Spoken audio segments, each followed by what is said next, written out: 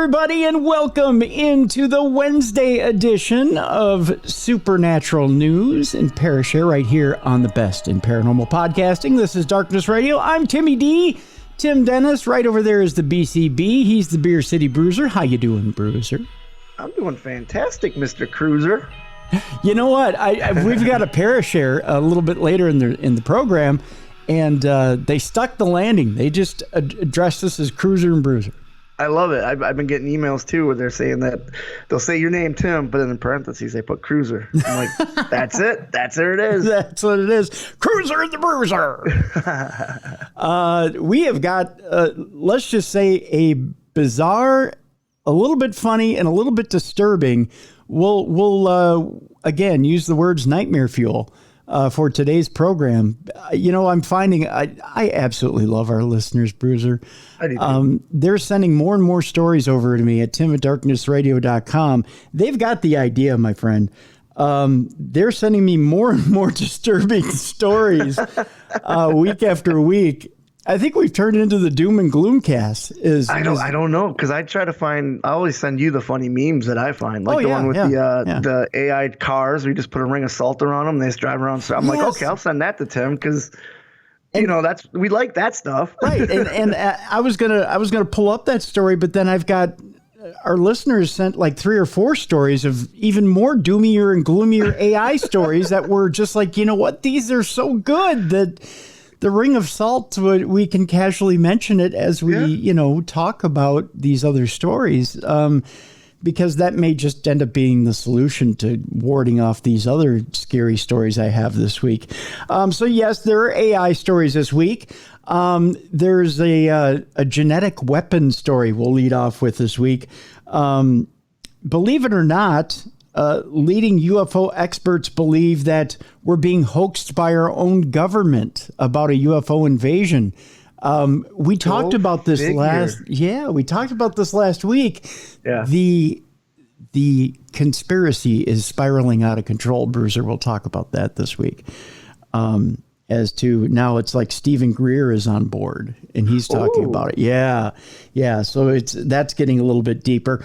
Later on in the program, we'll talk about why, a lot of times when we're doing interviews and stuff like that, people say, at the 41-minute mark, I swear I heard a ghost comment on an EVP about a question you asked. And they said, no, not yet. In an EVP, and I swear, if you go listen to it, you'll hear it.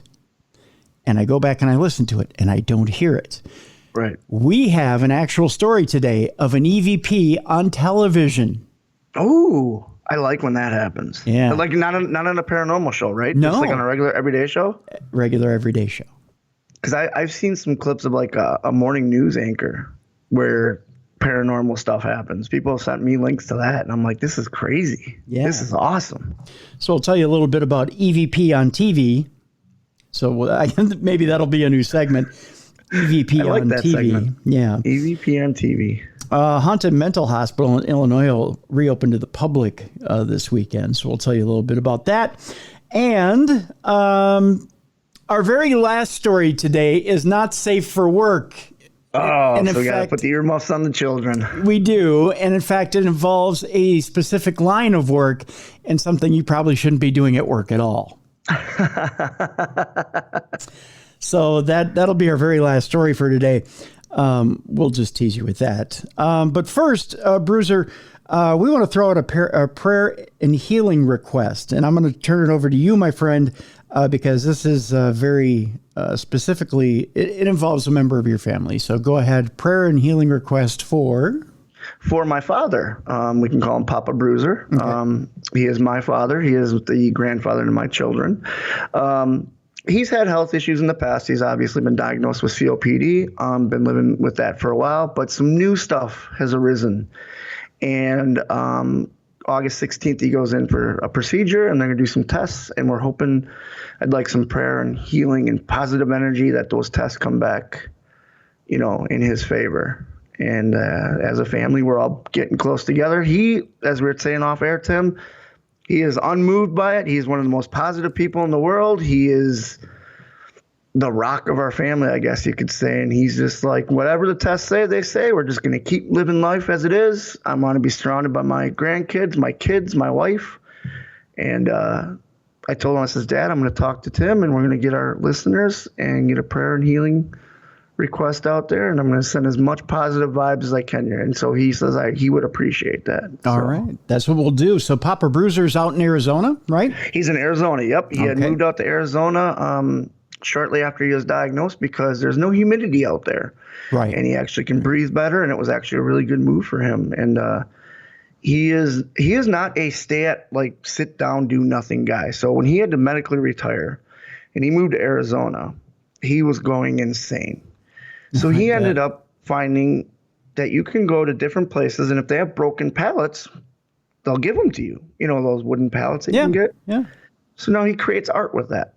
In fact, I have an American flag in my front yard and that he made. And I said, Dad, you should create an Etsy store and sell these. And here's how type of good guy. He goes, why would I sell them when I can give it to somebody and make them happy? Oh, wow. So he creates these American flags. He creates basically anything out of old pallets. And he just gives them away, and you go all around his community, and everybody's got something made by him, and it's really cool to see because he's had that impact on those people's lives. But yeah, he is happy as a clam right now. That is so cool. And my wife and I joke all the time when we see broken pallets around here. We're like, we should just ship these to your dad. That is so cool. Well, everybody put out your thoughts, your prayers, your good energy, your good feelings for Papa Bruiser as he goes in for these tests. Let's hope for not only a good outcome, but a favorable outcome for Papa Bruiser. And not only that, but for some good healing for Papa Bruiser as well. Yes. So that he can recover quickly from whatever may be potentially ailing him. Again, Papa Bruiser is in Arizona, and we will put this on our social media as well so that we can get that prayer chain going and that healing, that energy chain going for Papa Bruiser. And we'll keep it going for the continuing weeks. We'll let you know how Papa Bruiser is doing so we can get behind him and get him going. Yep. And he will appreciate all that. But again, you talking to him, you can't tell there's anything wrong. I mean, he is just a positive dude. And every day I talk to him, just checking in, and he brightens my day. Good. You know? Yep. Well, it sounds like he's trying to put that positivity back out into the community too, which is good to hear as well. He is. So. He is. I'll tell one more story about him. Sure, just because he's so great. Yeah. When COVID first started, we didn't really know what was going on, and this is before the at-home orders, but it's the mask stuff. You know, like they didn't know what was going on, but they wanted you to social distance and everything. Right. My dad. We went out there because he had surgery on his shoulder. Mm-hmm. And so the way my dad is, he doesn't stop, and he wasn't allowed to lift anything. So my Mrs. Bruiser and I, we flew out there for a week, knowing that if he wanted something done, we could do it for him. Well, he needed some paint for his woodwork and whatnot. So Mrs. Bruiser and him went to the hardware store. And they get home, and my wife's just shaking her head. She goes, only your father. I said, well, what's the matter? She says, only your father in a pandemic will walk around a hardware store asking people if they need help with anything. I said, what? Aww. She said that they were in the paint and the lady was looking for something. She couldn't find an employee. And he says, well, what are you looking for? And she's looking to do something and needs some waterproof paint or something for her thing. And my father took 20 minutes to explain the difference between the certain paints and ended up making a sale for this hardware store. Oh, wow. And my wife says, only your father we could be facing a global pandemic and he's still out there wanting to help people. I said, that's my dad. that's Papa Bruiser. That's amazing. That is so cool. I mean, just to help another human being, you know? Yeah. And you know, that saves a lot of headache and a little bit of heartache too. I mean, especially for that one person who probably had no idea when it came to paint. I have no idea when it comes to paint. I have no idea either. I have to refer to somebody or refer to a specialist and get to know what I need for a specific project. And a lot of us, it's kind of disposable information. You know, it's just give me what I need so I can get through this project and get to, you know, the other side of my day. Yeah. But that's so cool that your dad did that. That really is. That's just the type of person he is. That's amazing. Yeah. Yeah. That's amazing. well, folks, get out there and just take a moment of your day to send some energy to Papa Bruiser, and let's wish him well with his tests. Let's send that energy out there, and by all means, let's make sure that he gets through these tests good, and let's get some healing to him as well, and get him feeling good as well. Yes. That's what we want to do. That's what we want to do. Supernatural news, Bruiser. My God, we've got a little bit of nightmare fuel throughout this entire deal today. We're just feeling those nightmares, aren't we? Oh, and we're going to start it off with one. So what we're saying is if people are in bed right now listening to this, they might want to wait till daytime and not falling asleep. This may be one that this story right here will make you rethink everything you might have done as far as charting your ancestry. Oh, okay. Okay. Are you ready for this? Yeah, I am. Have you charted your ancestry with any of the big DNA companies? No, I want to, but Mrs. Bruiser won't let me. And her thinking behind it is so asinine, Tim. She says she doesn't want to be a snitch. And I said, what do you mean? She goes, you know how they caught Golden State Killer, right? Yeah. I says, yeah, it was a 23andMe thing. Mm-hmm. She goes, well, I don't know my whole family, and I don't want to be the person that's responsible in case I'm related to a serial killer. I said, you know, the chances of being related, it's very slim. I want to know where we came from. And she says, nope, I'm not a snitch. Wow. Yep. So we have not, I want to keep working on it. I want to take them. I'm curious about my history. So, but I don't know. After the story, you're making it sound like I might not want to after the story. Turns out Mrs. Bruiser may be the smarter of the two of you. Well, we all knew that. Are you ready for this? Yeah.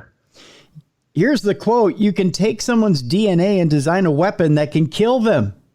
Oh. Mm-hmm. Targeted specifically at them, huh? Mm-hmm. House Intelligence Committee member warns people not to share health data with sites like 23andMe because it can be used to program new bioweapons to target them. Oh, geez. Yeah, fun stuff. That is nightmare fuel. It is, isn't it?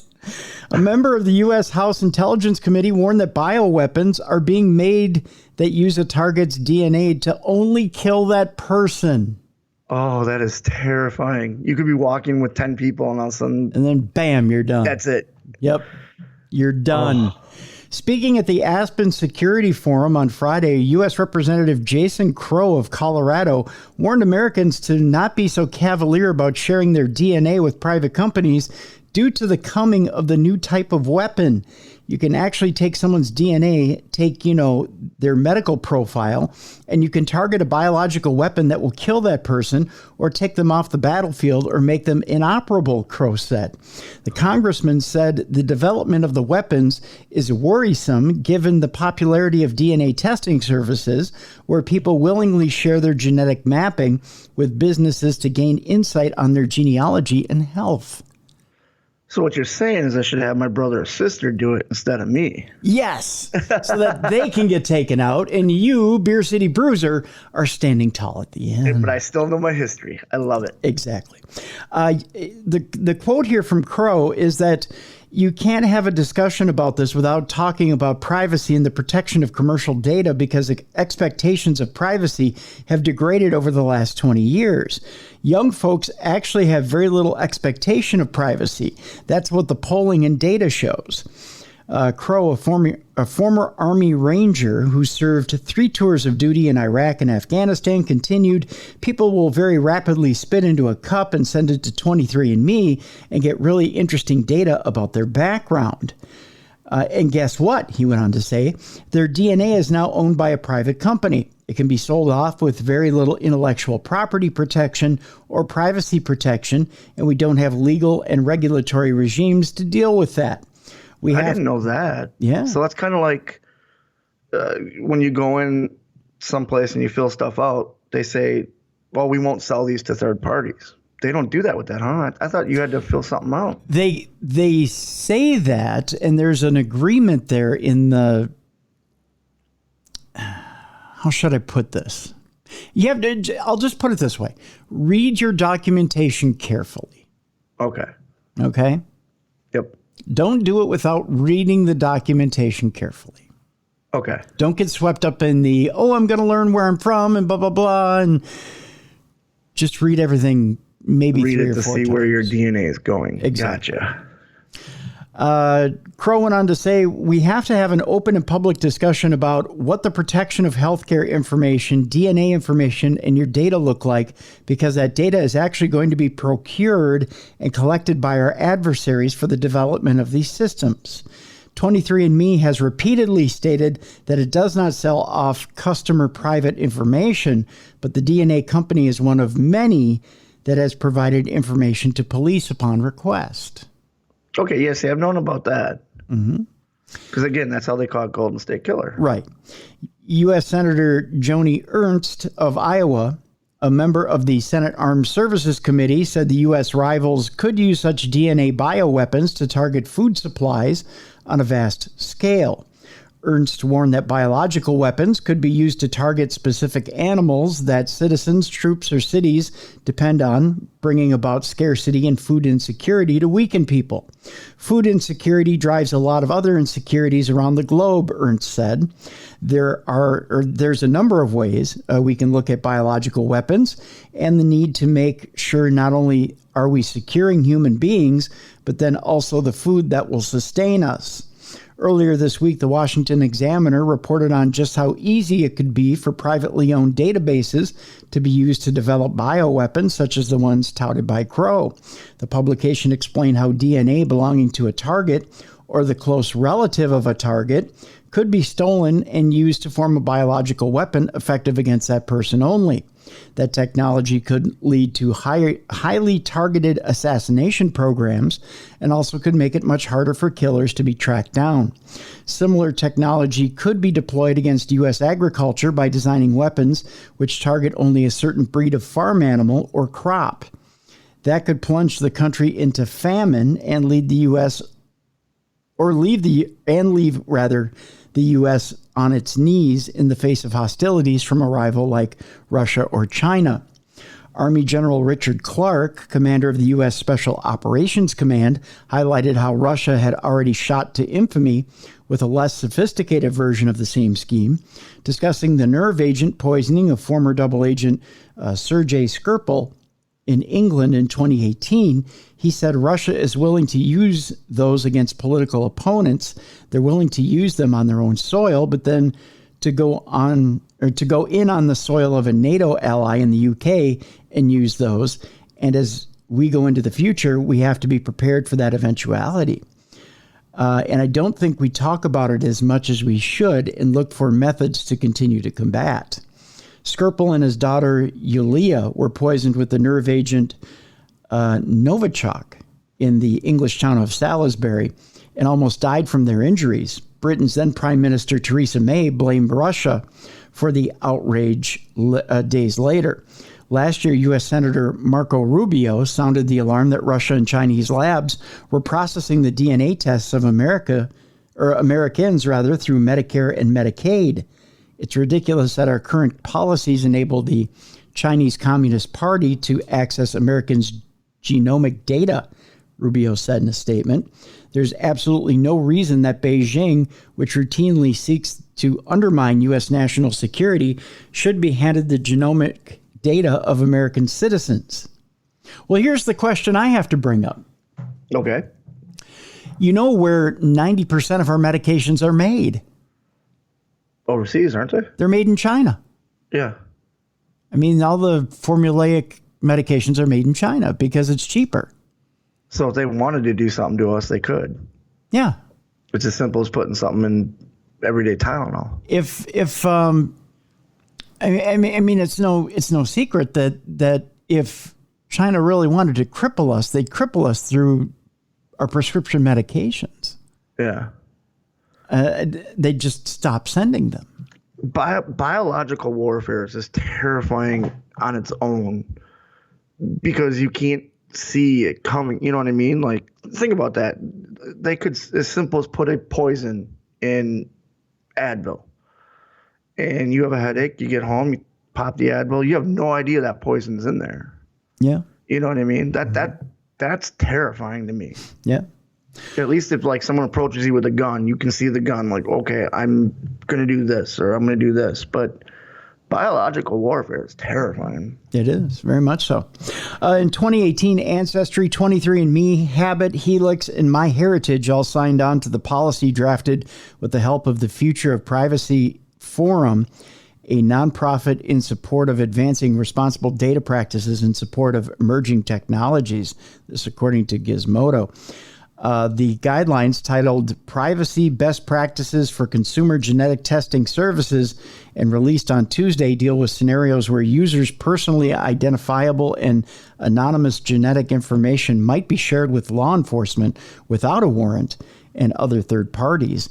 The new voluntary policies call for requiring separate consent from users before sharing individual level information with other businesses and more transparency about the number of requests for data received by and fulfilled for law enforcement. Well, that's good that they're doing all that, but it just takes one disgruntled employee true to let that stuff leak out. Well, and then think about it. You may have people on the inside who decide, they're going to slowly collect the DNA information from different important people. Yep. On the side as a side scam, and then farm it out to foreign countries as you would any spy. This could also be a new form of blackmail if you think about it. And then it's blackmail. Yep. Well, all the companies have said that they agree to these standards of practice. There is no law enforcing the rules. So there you go. Yeah, we're going to have to figure out something. A law is going to have to be put in place. And it's going to have to be one of those global laws, too, not just an American law. Yeah. Yeah, it's scary stuff. Scary stuff. Yeah. So a little bit of nightmare fuel for you to open up the program today. Yeah, thinking that is terrifying. A biological weapon could be made just for you out of your DNA. Yeah. That would just, it gives me heebie-jeebies thinking about that. You could just be walking along and all of a sudden you think you have a cold and then it's this and then it's this. And it turns out the Russian spy wanted to poison you or something. It could just be sent on a microwave. You wouldn't even see it. Yeah.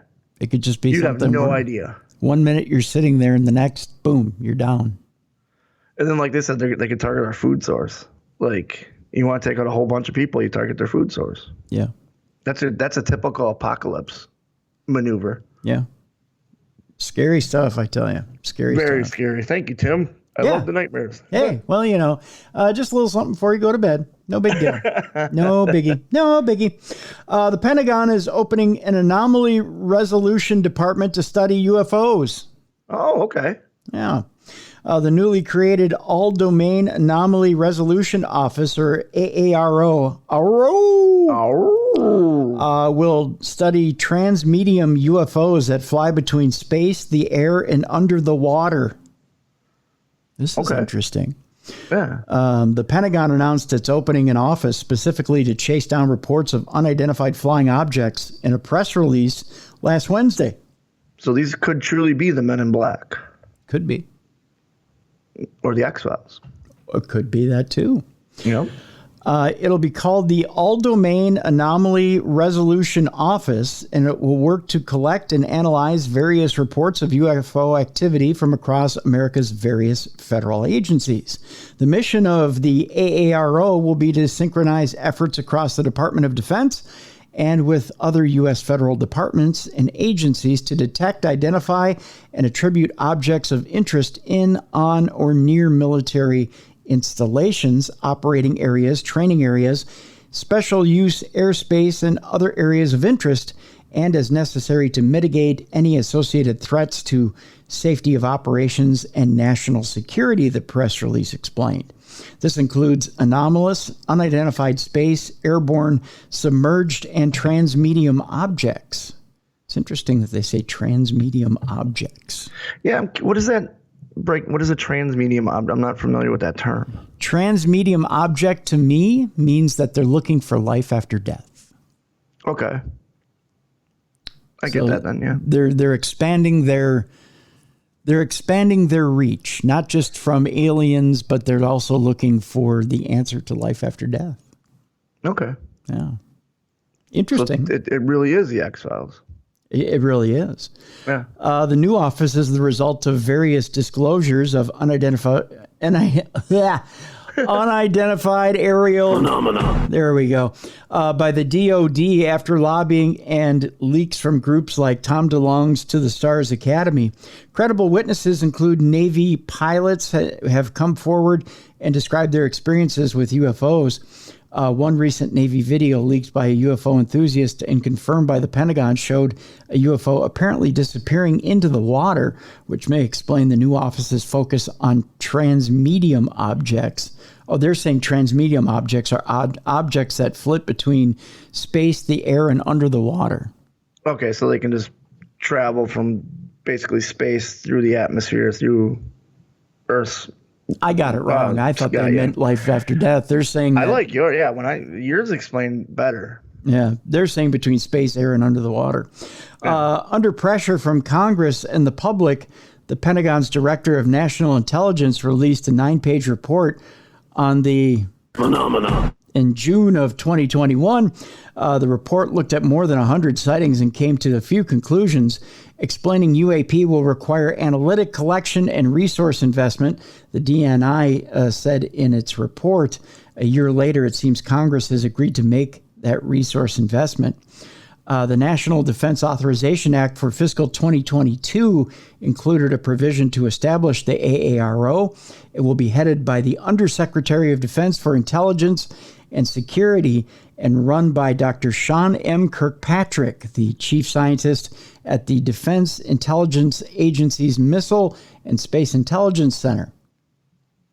Interesting. It's a good choice. Yeah. According to a Pentagon-provided biography of Kirkpatrick, he did his PhD work in nonlinear and non-equilibrium phonon dynamics of rare earth doped fluoride crystals. Wow. Oh, okay. I think that's a fancy way of looking at space plants. I'm not quite sure. And started working for the Pentagon right out of graduate school. He built and studied lasers for the Navy, nanofabrication techniques for the Air Force, and worked for both the DIA and CIA. Now he's the guy who will run the office investigating UFOs for the Pentagon. According to the Pentagon press release, this will mean 6 things. AARO will act along these primary lines of effort: surveillance, collection, and reporting, system capabilities and design, intelligence operations and analysis, mitigation and defeat, governance, science, and technology. Okay. Interesting. Very interesting indeed. So there you go. That's that story there. On the flip side of this, Bruiser, there are scientists out there that are warning, and UFO experts that are warning of a fake alien invasion to achieve a new world order. Oh, I remember this story. Now, we covered this a week or two ago. Yeah, because this is where you and I were saying they're projecting holographs up in the sky. Right. And they're doing everything they can. They're saying these UFO experts are saying, well, now come on, they're making this a little too obvious in the videos, and they're getting ready to set us up for this big fake alien invasion so that they can start the new world order, right? Right.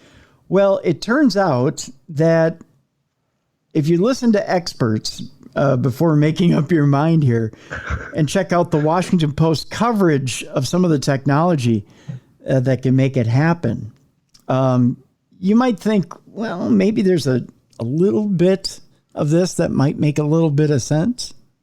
Well, if they can make Tupac appear on stage, I'm sure they can make a UFO appear in the sky, you think, right? Yeah, but then you go, nah, that's a little bit of a stretch, until you get some of these experts that jump in and go, wait a minute, no, this might have some legs.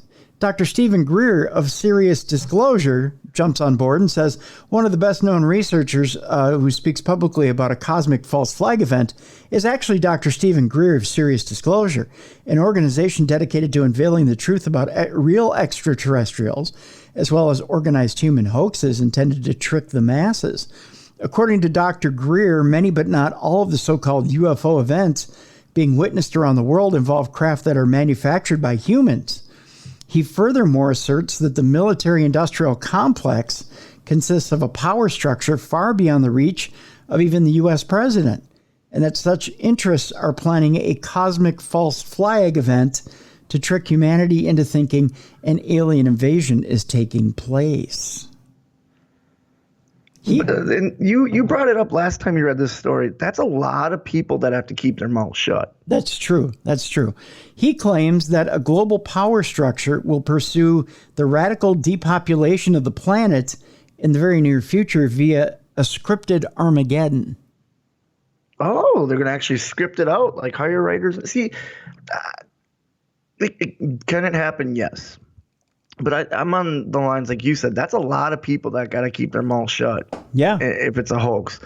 Like when people say the moon landing was a hoax. Okay, not saying it's not, but that's a lot of people that got to keep their mouths shut. And as humans, we can use, we like to talk. We like to share our achievements. And especially if we get mad, we don't mind being a whistleblower, That's true. It's very true. According to Dr. Greer, if people across the planet become too awakened and start to challenge the status quo power structure, an alien invasion will be staged through the development of convincing alien aircraft that have actually been developed, tested, and perfected by secretive weapons companies like Northrop, Grumman, and Boeing. With the help of the fake stream media, as he calls it, CNN, New York Times, Washington Post, and other prostitutes. I love his language here. Any narrative can be pushed as fact, he says. Now that a mass global awakening accelerating by the day, the staging of this cosmic false flag seems imminent, warn researchers. If someone tries to stage an event, we're all going to call it out as the hoax that it is and not go along with what I'm calling scripted Armageddon, says Greer. He explains that the cosmic false flag may be the cover story to engage in a partial extermination of humanity. They would love to see a shutdown of our civilization and the extermination of about 5 billion people through a conflict that they will stage, and they will manufacture Armageddon. He's claiming that the technology also already exists to carry out a massive fake alien attack. He says the Washington Post even ran a story in 1999 detailing how the U.S. military planned to stage an appearance of God in Iraq in order to make the people there fall into line. Oh, geez. Here's the thing that really scares me about this is, yeah, we have all this technology and stuff, but what happens if a real invasion happens? Because these people put doubt in our minds, we're not going to believe it. You know what I mean? Once there's doubt there, yeah, well, we're right away going to go, oh, that's fake. But what if it's a real attack? You know what I mean? Like, yeah, it was just terrifying. Yeah. What happens if the aliens at that point in time are real and do it? Yeah, but we all believe it's this hoax because we've read all these reports and there's this technology. You know what I mean? Well, that's the thing about being terrifying. That's the thing about being too cynical. And yes, exactly. We've become a cynical society because so many things can be photoshopped and so many things can be faked online. We've become so cynical that we don't believe the truth when it sits in front of our eyes. Right. Let me go on with this story here. It says that the Washington Post story, which also describes how the military was able to perfectly fake the voice of any person saying anything that they wanted. The technology already existed in 1999. Now it's 18 years later, and they're imagining the applications of a cosmic false flag. The false flag alien attack could also be augmented, other experts say, by present-day audio projection technology that can literally project full human speech and other sounds into the heads of large groups of people. It's called radio frequency hearing effect. They used it on a billboard for Paranormal State. When Paranormal State first came out, people were hearing voices from this billboard, and it was the voice of ghosts. Really? Yep. It was one of the marketing campaigns of A&E. So when you looked at the billboard, you heard these voices? These ghostly whispers. Really? Yep. It was, Okay. They used the technology in that. The most dangerous thing going on the planet today isn't ISIS. It's not Iraq. It's not Russia. It's not China, says the quote. It's an out-of-control covert group that is not being overseen by the people, the Congress, or the president who have developed these technologies and are recklessly using them to track and target extraterrestrial vehicles, once said Greer. Former Canadian Minister of Defense Paul Hellyer also shared his own warning. He said that he warned about the deep state power of corporations, intelligence agencies, the U.S. military, and weapons manufacturers. He said their collective power is incalculable. That's a big word. And it is their plan in an empire greater in size and power than any empire before it.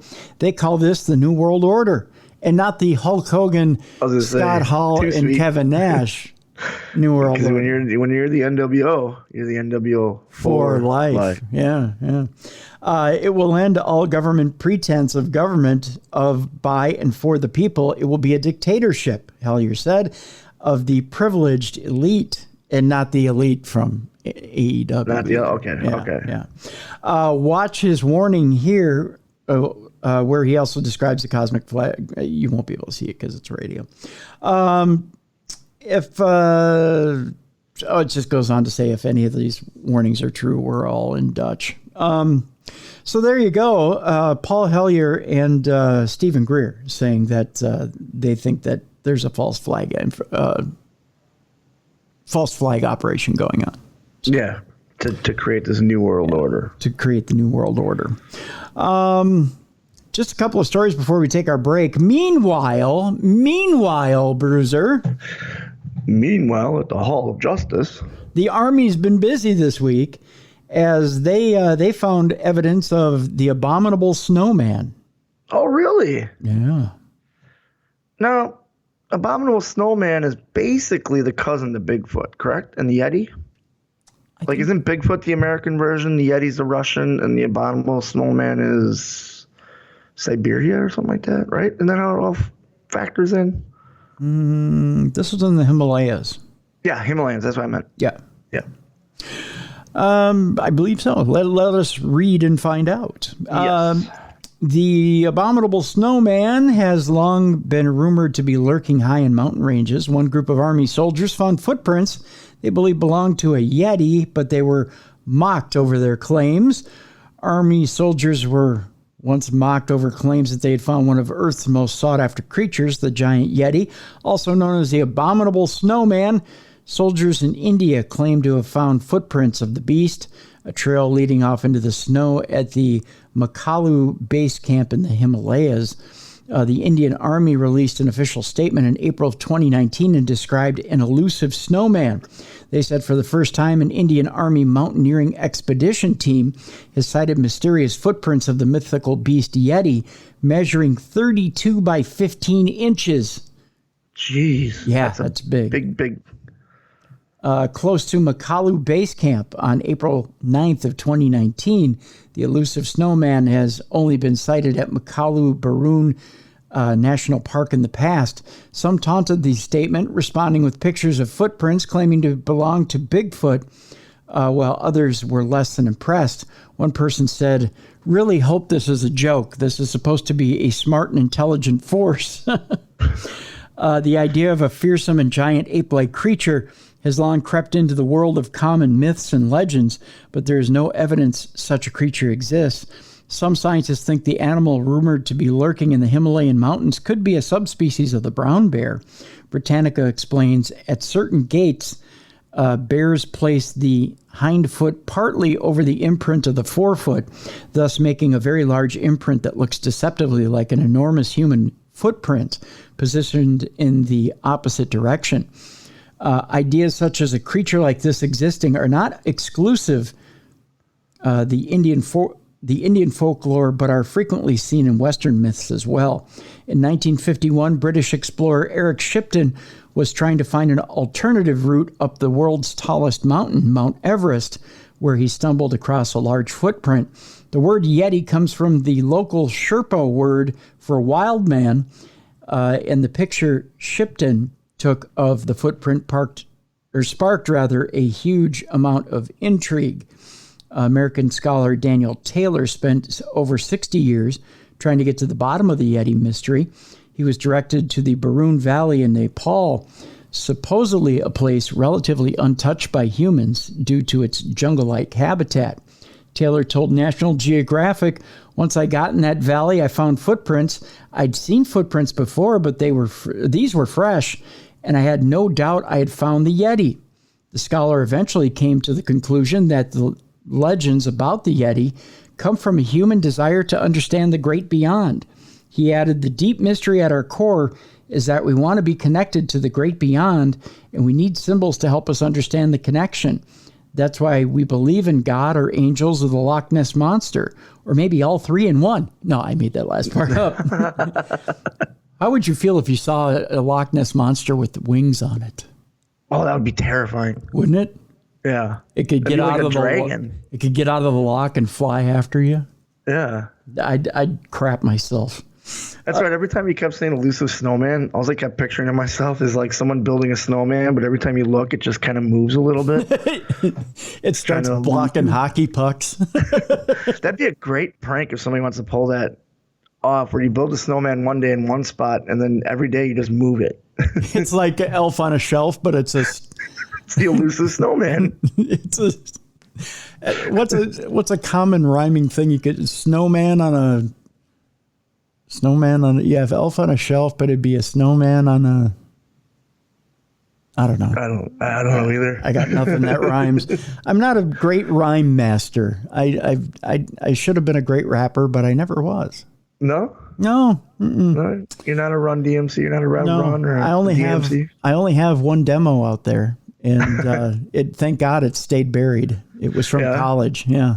So your mixtape's not starting fires anywhere, huh? No. It was the rap duo of Chicken Scratch, and it will stay buried forever.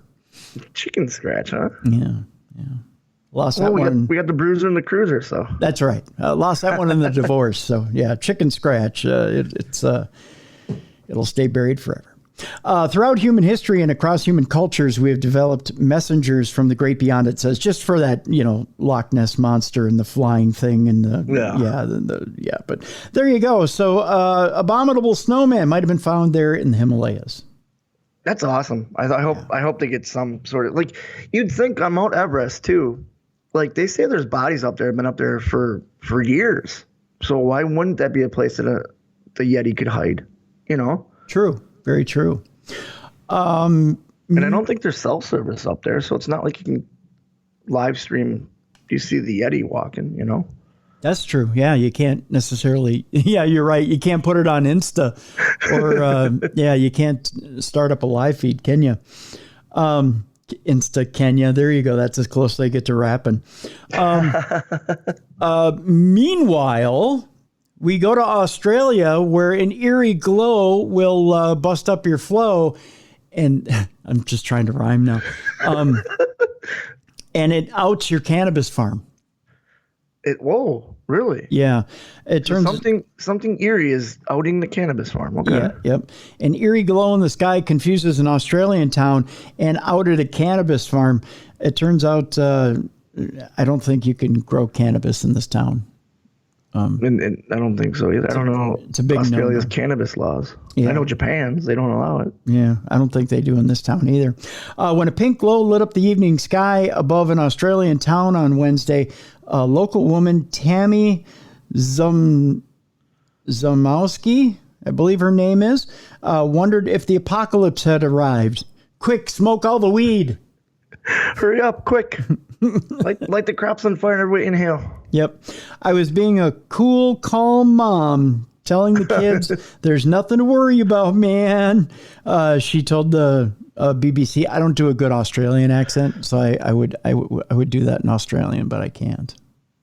I'm really bad at Australian too. There's nothing to worry about, man. Yeah. I can do good day, mate. Yeah, there you go. But in my head, I'm pass, like, mate. Puff, puff, pass. puff, puff, pass, mate. yeah, something like that. But in my head, I'm like, what the hell is that? It's the end of the world. It turned out to be light emanating from a cannabis farm just outside the town of, is it Mildura, in northern Victoria.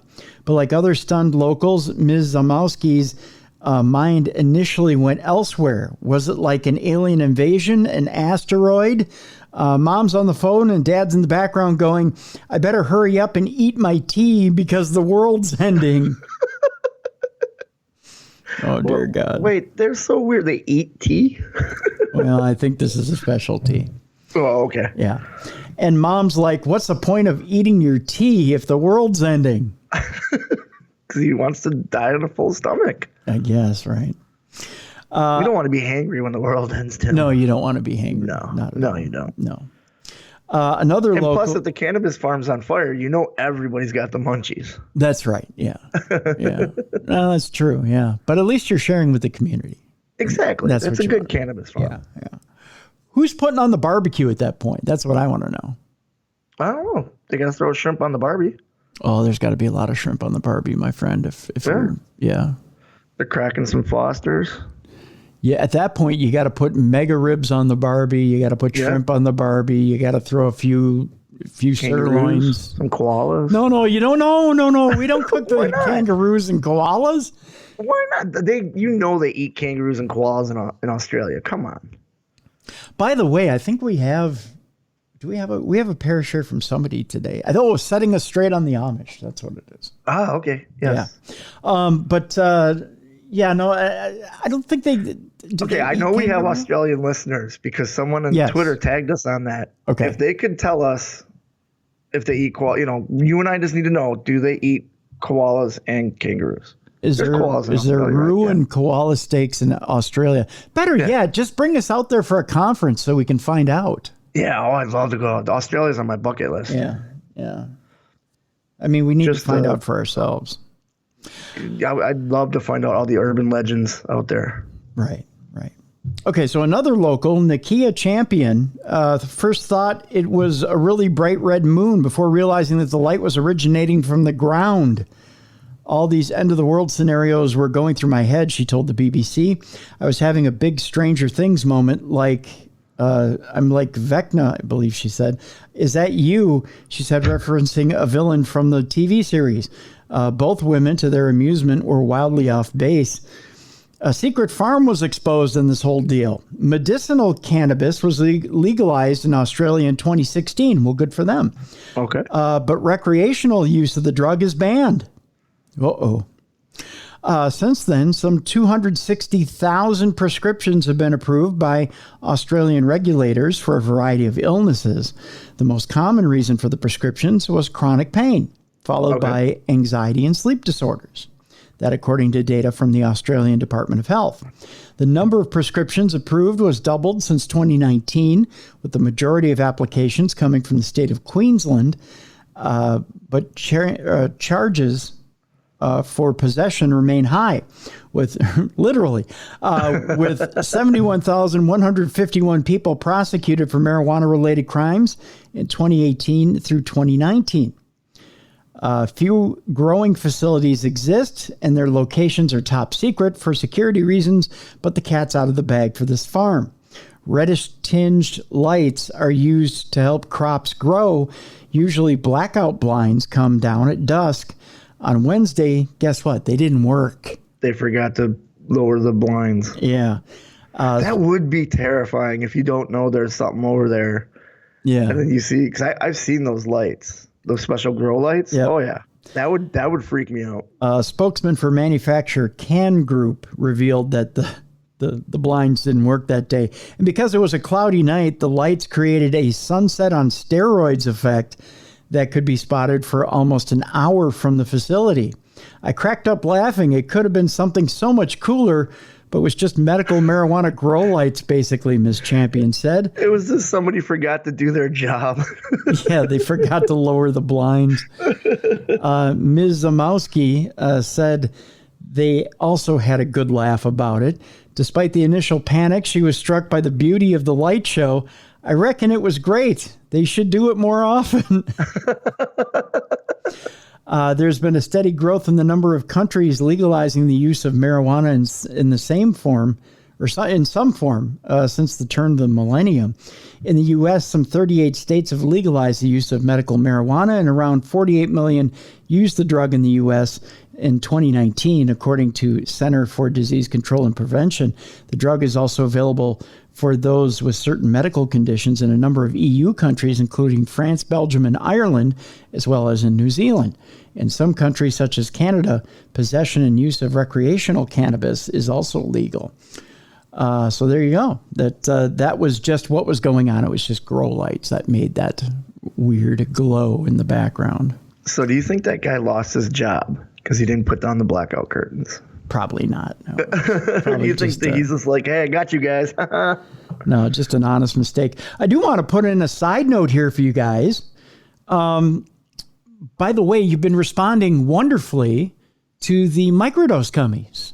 Oh, yes. I've been getting lots of really cool notes from you guys that you're getting out of pain, that your anxiety is coming down from using the microdose gummies. By the way, it's legal in all 50 states to use those microdose gummies. It ships to all 50 states to use those microdose gummies.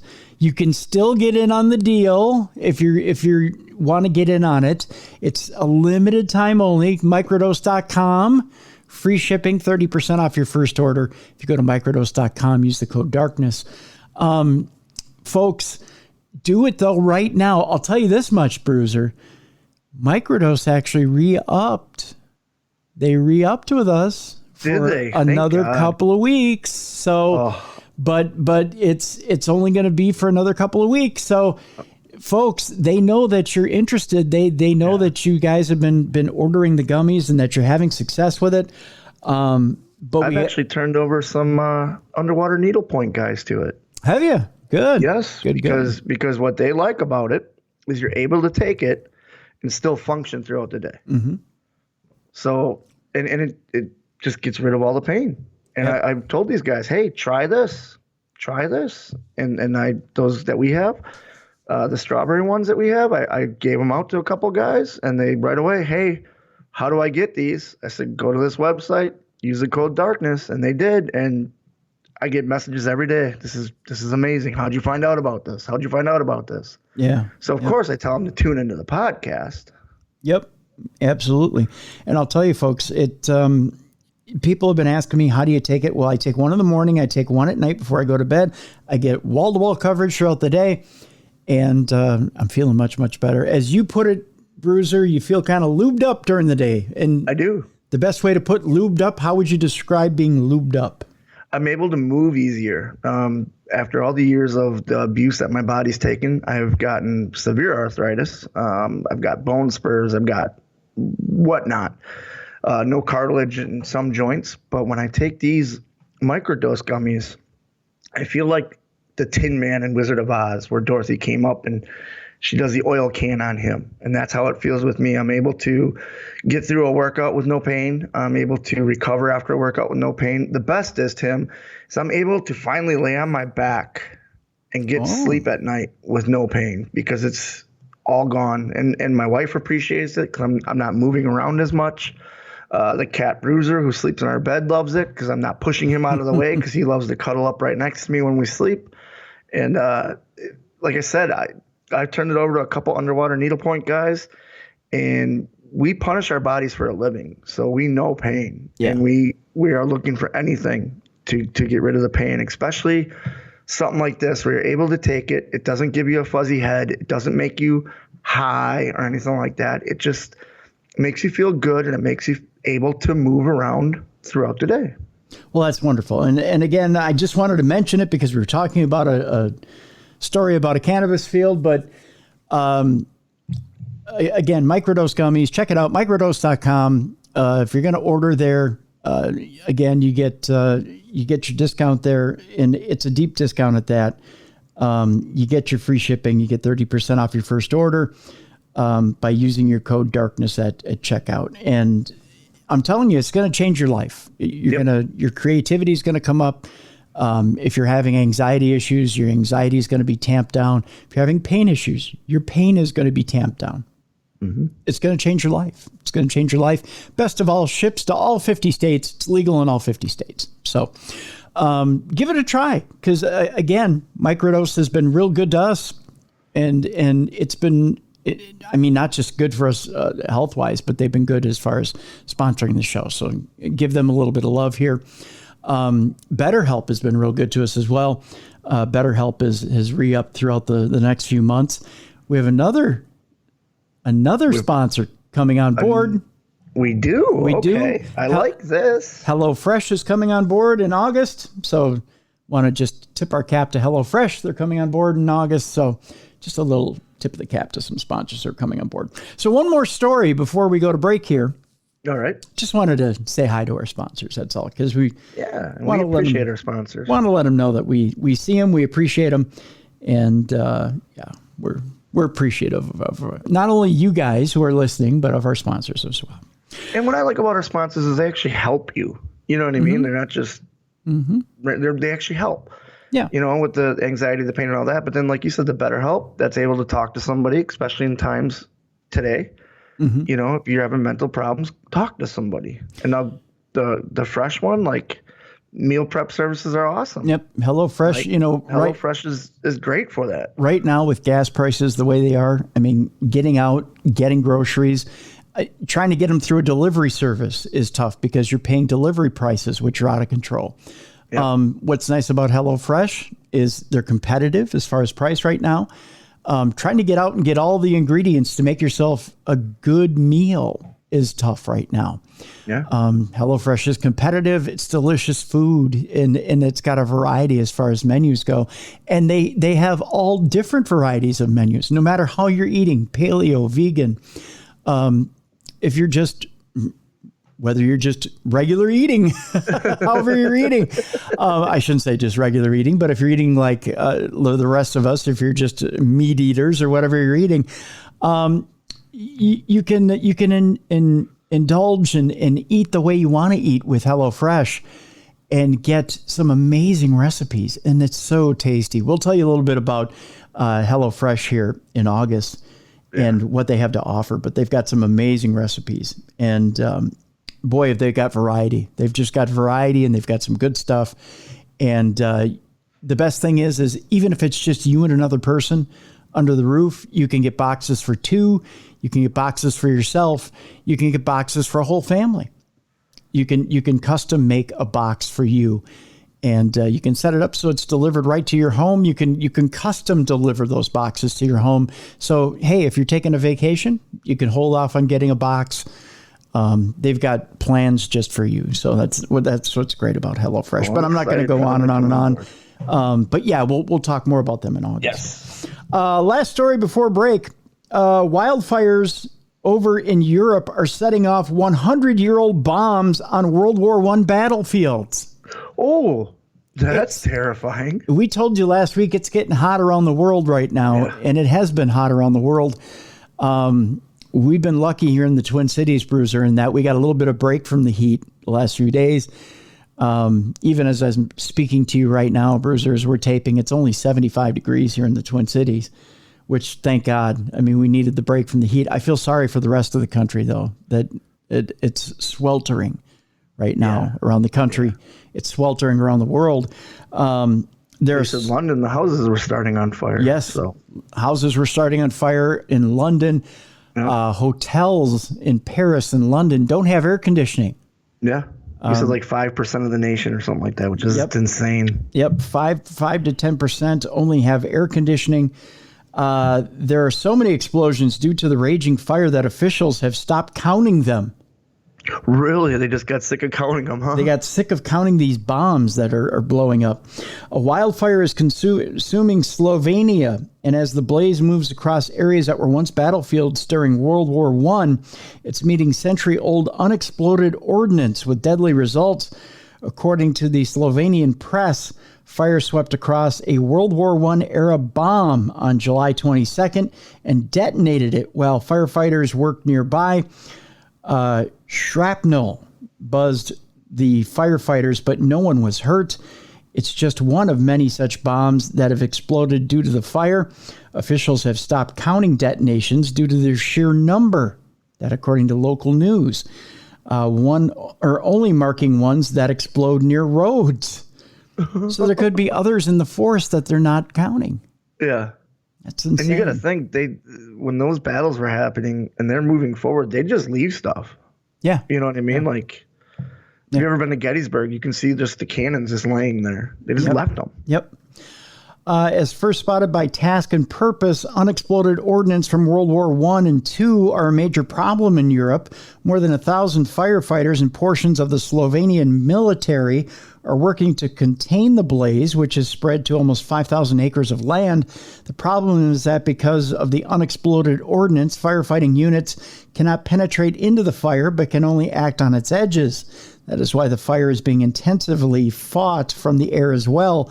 Slovenian Defense Minister Marjan Sarek told the press the area where the fire rages was the site of 12 battles during World War I. More than 200,000 people died and untold numbers of explosives were used. It's a major area across Europe that lingers to this day. The Royal Air Force and U.S. Army Air Force dropped 2.7 million tons of bombs on Europe during World War II alone. 70 years later, those bombs are still killing people. Finding and disposing of that material is deadly work. In France, the remnants of the First World War are called the récolte de fer, or iron harvest. Since the end of World War II, 630 bomb disposal officers have died in France alone. Oh, wow. Yeah, it's a deadly job. Yeah, it is. The heat in Europe is already deadly without the threat of unexploded ordnance thrown in the mix. The wildfires aren't isolated to Slovenia. There's one raging in Spain as well, where more than 1,000 people have died from heat and fire-related causes. It's so hot in the UK. How hot is it? How hot is it? It's so hot that the birds are falling from the sky. Oh, geez. That's how hot it is. They're just giving up. They're just dying of heat and falling from the sky. Literally, it's chicken on a platter. You just put a platter out. And here comes a bird. Bruiser, and here you go. It's seagull a la heat. That's like, what was it, over the winter when Florida got down below 40 degrees and iguanas were just falling out of the trees. Yep, that's what it is. So now you go over to Europe and birds land on your head. Yep, you just get a free meal right there. You don't have to worry about them shitting on you. It's already, have to worry about them landing on you. It's already cooked. You just cut it open and have yourself a meal. You see it flying. I just picture a bird flying. All of a sudden its feathers are gone and it just looks like a chicken wing. It just goes poof. You just hear a poof and then you catch it and put it on a plate and serve it to the family. Yep. It's estimated that clearing Europe of munitions from the world wars will take another 100 years. Oh, geez. It was already dangerous work. And it'll be far from dangerous as it was already dangerous work, and it'll be far more dangerous as the planet continues to heat up unabated. So there you go. If you want a future career, just go to technical school. Be a bomb disarmer. Hey, those guys I give a lot of credit to. I know a guy who was a bomb disposal guy, and he wasn't the smartest guy in the world, but either you're really smart to do that job or really dumb. But you're brave. You're definitely brave. That's true. When we come back, nightmare fuel, nightmare fuel, nightmare fuel. We'll start it off with a burger you're probably not going to want to eat, and we'll go from there, and we'll talk about our AI overlords. We'll start out with why you can't play games with our AI overlords, and we'll end it with, of course, do they have souls? It's all coming up next. It's the Wednesday edition Supernatural News. It's Darkness Radio, Bruiser. I don't know. Let's try it again. It is the Wednesday edition Supernatural News Parashare right here on the best in paranormal podcasting, Darkness Radio.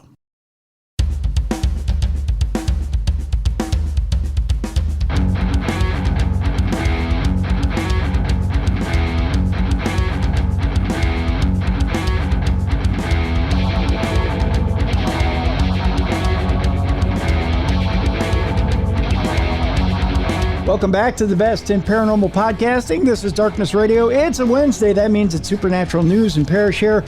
I'm Tim Dennis. Right over there is the BCB, the big cuddly bear himself, Beer City Bruiser. Bruiser, this next story comes to us from our friend Val, who has sent in a few Parashare stories herself. We've got a couple Parashare stories we're going to hit in the second half of this. You know what? We should probably hit one of them right now. Should we do that? Let's do it. All right. Yeah. So Val didn't send in a Parashare. She sent in the story. She sent in the story. Let's do this story, then we'll hit the story, then we'll do some Parashare, because Val took the time. Thank you, Val, for sending the story. So Val sends in this story. Ew. All I got to say is ew. A vegan burger has been hyped for tasting like human meat, and it's won an award. How do they know it tastes like human meat? That means they've tasted human meat in the past. They must have cannibal judges. Okay. Yeah, I'm guessing. If you ever had the desire to taste human flesh, you've now got a chance to give it a whirl between buns. That's what he said. Why? I've never looked at somebody and went, "Oh, they look really tasty." Well, I've said it about a few females. Well, I've said it about a female, but not in the way I wanted to eat her flesh. No, never like that. I mean, I wanted to share her flesh, but not in the devouring way. You know what I mean? Like, we're splitting hairs here, really. Yeah, we are. Swedish plant-based food brand Oomph. Oomph. What a great name. Hey, what should we name our company? Oh, that's a perfect name. That's what we're naming the company. Oomph. Oomph. O-U-M-P-H with an apostrophe, or well, not an apostrophe, with a exclamation point. Oomph created the unusual flesh-flavored burger, which won a Silver Brand Experience and Activation Lion at the Cannes Lion Festival of Creativity last week. Well, it makes me happy they're vegans now, because it's probably saving a lot of lives. It probably is. If they know what flesh tastes like. Ew. Ugh. Human flesh. If you're concerned the special edition bizarre meat may not be realistic enough, do not fear.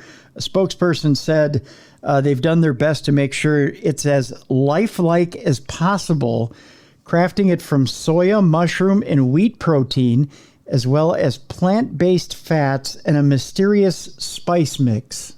Yeah, the mysterious spice mix is probably people. Soylent Green is people. You're right, Bruiser, it is. Despite the apparently eerie similarity to human flesh, the spokesperson assures no humans were injured in the development of this product. Liar! Liar! Liar! The advertisement, released on Halloween Eve in 2021, shows a dimly lit hallway with a figure walking towards a doorway, cutting between clips of a cook preparing some meat and rows of knives before plant-based human flesh flashes up on the screen, as well as be scared and relax before daring viewers to taste it. You sick fucks. Who thinks this is a great idea? This is why I'm not vegan. Because this is psychotic. Someone's gonna trick a vegan one of these days. Yeah. It's gonna happen. You know that, right? Yeah. And I don't get so Tim, we're in a board meeting. Yeah. And I throw out, hey, you know what, Cruiser? Let's make ourselves a flesh flavored burger. You on board? And you're like, yeah, I think we both need to go get mentally checked out. Yeah, I think so too. Yeah. At that point, I'm calling up BetterHelp, and we're going to have a few sessions. Yeah. Like, hey, I was watching a Jeffrey Dahmer documentary last night, and I think he was onto something. Oh, God. Or on something. Yeah. One of these days, you're going to get an Ed Gein working for these vegan burger people. Yes. And he's going to go, you know what? Maybe we'll just sneak a little bit into the vegan burger. Exactly. Who's going to know? That's why I stopped eating ambrosia chocolates, because that's where Jeffrey Dahmer worked. Oh, that's right. Yeah, you don't know if he dropped a finger in there. Okay. You know, he might have brought an ear for a snack, and it just fell into the mix. Again,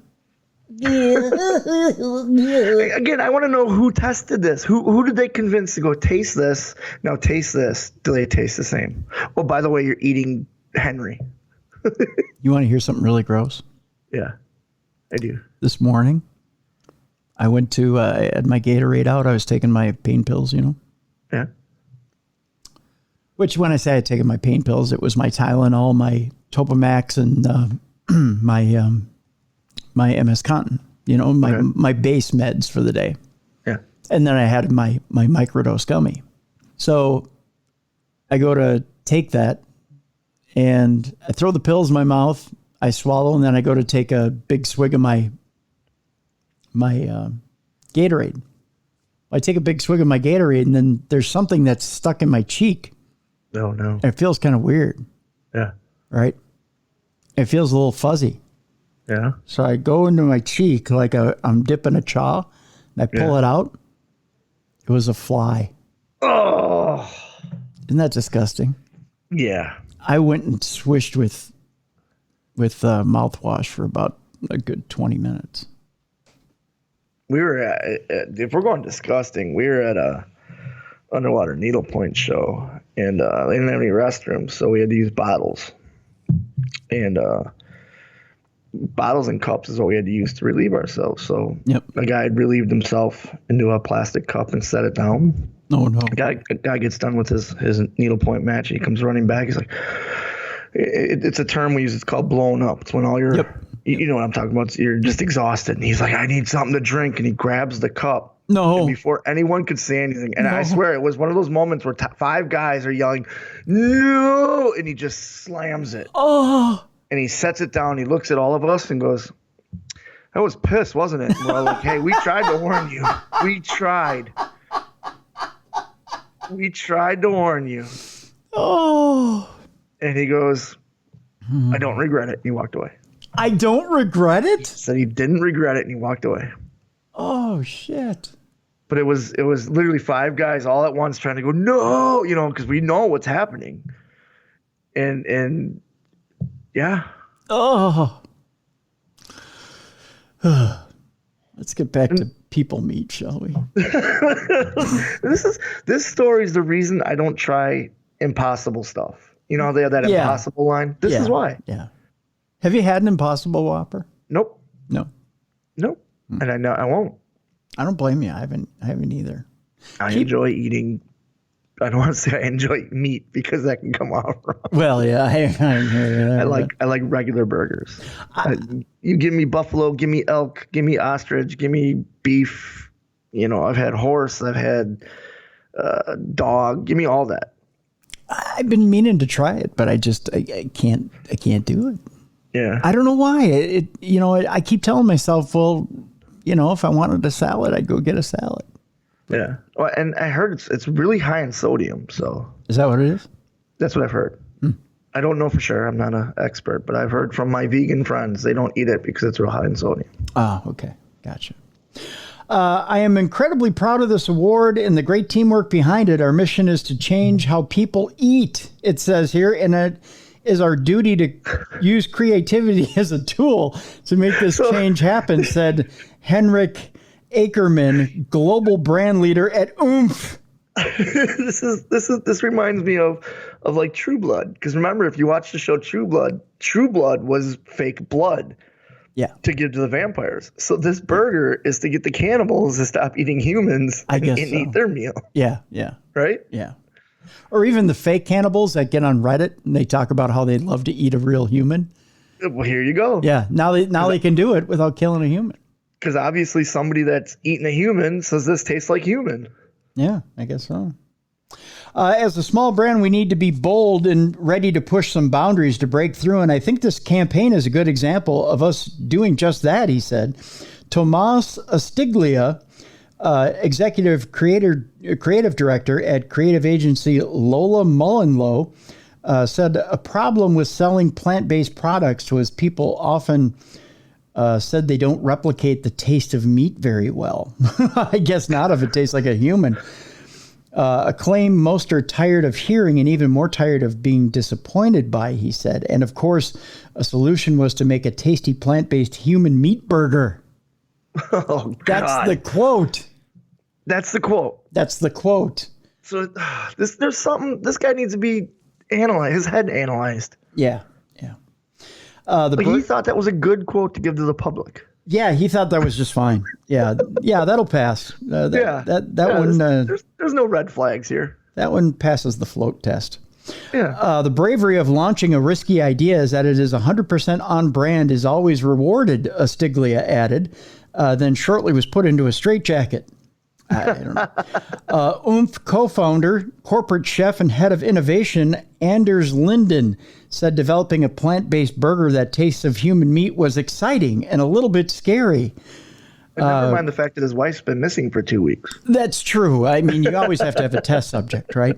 Yeah. We developed this burger in no time as soon as we knew what taste and texture we were after, Linden explained. Oh, ick. This is our ultimate and weird way of showing that it's possible to create any type of food by using just plants. So does a bicep taste different than a hamstring? I guess. You know, does your gluteus maximus taste different than your gluteus minimus? I would guess one tastes like ham and the other tastes like strange oddities. Well, turkey has white meat and dark, like turkey and chicken have light meat and dark meat, right? White meat, dark meat. Yes. So is that how the humans are? I've been told we taste like ham. Oh, okay. I don't know that. See, now there's a difference too, because you have ham and you have bacon and you have pork belly. So right. So do you and I taste better because we're bigger guys? I think so. Well, no, you see, you would be a little tougher because you actually exercise. Me, I've got broken limbs and broken back. So I'd be more like veal. Because I'm nice and fatty and I don't move very often. And I'd be like sweet meat. I'd be like sweetbread. I'm nice and tender. You'd be the veal. I'd probably be like a T-bone, and then someone like a Rhett Titus who's got like 2% body fat would be that tough. Real lean chuck, right? Oh, he'd be like he'd be tougher than a $2 steak, to quote JR. He's vegan, so he would be the healthiest of the three of us. He would, but that'd be like a sandwich steak. You'd actually have to shred him up, I think. He'd be like that cheesesteak that you see at like 20 Loops and stuff. Okay. Yeah, he's tough eating. I wonder, does a male taste different than a female? I would think so. Aren't beef cows are male, right? And dairy cows are female. Yeah. See where I'm going there? So, yeah. I don't know. Yeah. If we have any cannibals listening, please let Tim and I know. Yeah. If we have any experienced cannibals in the audience, email me, tim@darknessradio.com. You can be anonymous. We'll let you be anonymous. Yeah, sure. Yeah. Speaking of anonymous, I suppose we should do a little Parashare here. Let me pull up. Let's do it. Thank you, Val. By the way. Thank you, Val. Now we're deeply disturbed. Yes. Yeah. Do you think when she sent that to you, she's like, "These guys are gonna love this. This is gonna throw them off"? I think she did. I think she knew that. I think she knew we'd be disturbed. Yes, and we are disturbed. It's a good way of putting it. Disturbed is a good way of putting it. We'll start slow. We'll start with just a comment here from Laura. She says, "Hello, gentlemen. You guys have me absolutely cracking up at work, more than normal. I was raised in a Mennonite church with everyone being of Amish descendants. If you can think of a typical Amish last name, I grew up with one. So closely related to Amish, in fact, that my grandmother's shoofly pie is the best I've ever had, along with her homemade applesauce. Yum. Yeah. I have heard every Amish joke in the book. My peers love me so much. So here you found at least one person with Amish blood. Love you guys. Keep up the good work." I remember saying that we couldn't find anybody with Amish blood. Yeah. So there you go. Well, thank you. So we found Laura. So thank you, Laura. And the best peanut butter pie I've ever had was made by the Amish. So yeah, I believe her with the shoe fly pie. You know, I must have had probably 10 people during the week say, "You got to try shoe fly pie. It'll change your life." I've never had it. What is it? I don't know. I think I tried a fly earlier this morning. Is that half of it? Because it was you didn't shoe it first. You have to shoe it. Oh, it was fuzzy and tasted like shit. I don't need another fly in my life. But at least That's why this is called shoe fly pie. There's no flies in it. I had a grape fly. That was more than enough for me. I didn't. You know what? We can do the other Parashare thing here because that was so short. Yeah, but it was well received by us. Now we're both curious about shoe fly pie. We are. Second one comes from the.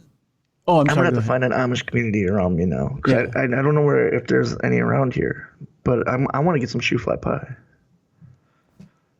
Sure. I mean, there's a little restaurant over by us. It's called Pies and Sides, and they make the best sausage, gravy, and biscuit pot pie. Ooh. So think about pot pie, but it's a biscuit, and then it has sausage gravy in it with this thick breakfast sausage. Oh, I had some this morning. That sounds really good. Yeah. I will. My wife knows the owner, so I'm gonna ask her. Hey, ask them if they have shoe fly pie. Yeah. I got to figure out where we get it around here. I mean, I wouldn't even know. I suppose we got to go further north. Probably about an hour. Might be worth it though. Yeah. According to the Parashare. The only problem is Laura, you said? Yeah, Laura. Yeah. The only problem is if you keep going north and you run into the Amish, I mean, eventually you have to file a police report. See what I did there? You run into the Amish because they have those little signs on the back of the buggy. Yep. Yeah, they do. Not wearing the sign, you'd run into them. It's another joke. Laura said she heard them all. I'm not sure she's heard that one. Oh, she probably did. Yeah. She could probably put us to bed with some of the jokes she knows. Probably. Yeah. Let's do the other Parashare we have today, shall we? We'll get them all done in the same shot here, rather than splitting them up. Let's do it. This one comes from this man wants to be anonymous, but he signs his letter, The Gingerbread Man. Ooh, I like that handle. We'll go with. I do too. We'll go with The Gingerbread Man. I'm trying not to hiccup in your ear here. Hello, Cruiser and the Bruiser. I like how he starts. I do too. It's a good one. I've been listening to your show for a very long time now, and I enjoy it very much. I often listen into the show to use it as a reference guide to make doing my own personal research easier. Well, thank you. Yes, thank you very much. Now, I'm not only a researcher, but I'm also a paranormal experiencer. I guess that when you have experiences that you can't explain, you either try to ignore and deny your experiences, or you choose to learn everything that you possibly can about what is happening to you. I choose the latter. Growing up, I had many strange things that I couldn't explain happen to me. I didn't know what the term for these incidents were at the time. Now, after years of searching, I know that I had precognition, precognitive dreams, Mandela effects. My mother would tell me that I had an eerie sense of timing. I tended to know or sense things before they would happen. When I was an infant, there was an incident in the backyard of our home that thoroughly creeped my mother out. It was a nice spring day, and my mother decided to put out a blanket on the lawn in the backyard. She was doing laundry at the time and was going to be hanging it on the clothesline to dry. She had spread out the blanket and set me down on it. Then she walked back into the house to get the laundry basket and an already prepared bottle for me. As she walked out the back door, she was shocked by what she was looking at. There I was, sitting happy and content in the middle of a bunch of cats. There were 7 of them, to be exact. They were surrounding me like some kind of security detail protecting a VIP. Sure, you could say that all pets can have a protective sense about their family, but these cats weren't ours, nor were they any of the neighbors. Needless to say, my mother carefully scooped me up and brought me back into the house. All of this happened in the span of about a minute. I should also say that at this time, back in the 70s, there were many people in my family who believed in some of the wives' tales about cats being evil, that they could take away your breath. But I've cats as pets most of my life, and to me, they've always been there to watch over me. As I reached age 3, my parents would watch me exhibiting other strange behavior. Often I would be playing somewhere in the yard, and that's when both my mother and father used to watch me do something so eerie that they would still be baffled by it to this day. They would watch me playing, and I would just abruptly stop whatever I was doing. I would then look up directly over myself to the sky. Then they would watch me begin to walk into the house. I would walk up to the TV set and turn it on. And as the picture began to emerge, the show Lost in Space would be starting. As I got into my teenage years, my parents would ask me if I remembered what my favorite show was when I was a child. And I could not remember. To this day, I don't have any memories of this. But later on in years, the story about this came up again, and I had a chance to ask a few questions. Like, when I looked up, was I looking at the sun? They both answered no. I also asked, did I do this all the time in summer and winter? They both asked yes, or they both said yes. I also asked them if I did this, was it, or when I asked them if I did this when it was cloudy or clear. They both said yes. Since I don't have any memory of this, all I have is two. What would I consider credible witness testimony to go off of? I do think that I should end with this. Somewhere around this time, I had a dream, or I had a dream. In my dream, I had been awakened for no apparent reason. In my room, I could see light coming in from the window in the backyard. To me, being a child, I thought that the sun was out and it was time to go out and play. I do remember noticing that the rest of the house was quiet, but to me, I just thought that everyone else had woken up and gone outside. I can remember clearly walking out the back door over to the play set that had a metal slide on it. I then stood up and a feeling of lightness came over me. I then began laughing as I slowly began floating skyward. I still remember this dream so clearly that as I got older, I began to get a sense that I wasn't dealing with a dream, but quite possibly a memory. I looked back and realized there were certain things that were definitely off. Like it was so quiet that morning, nobody around. The light that I thought was the sunrise was shining from the north by northwest. Now, or rather how, when I was walking out of the house, it was dark inside. And of course, who wakes up in a dream? And I have continued to have strange occurrences throughout my life, even now to the present.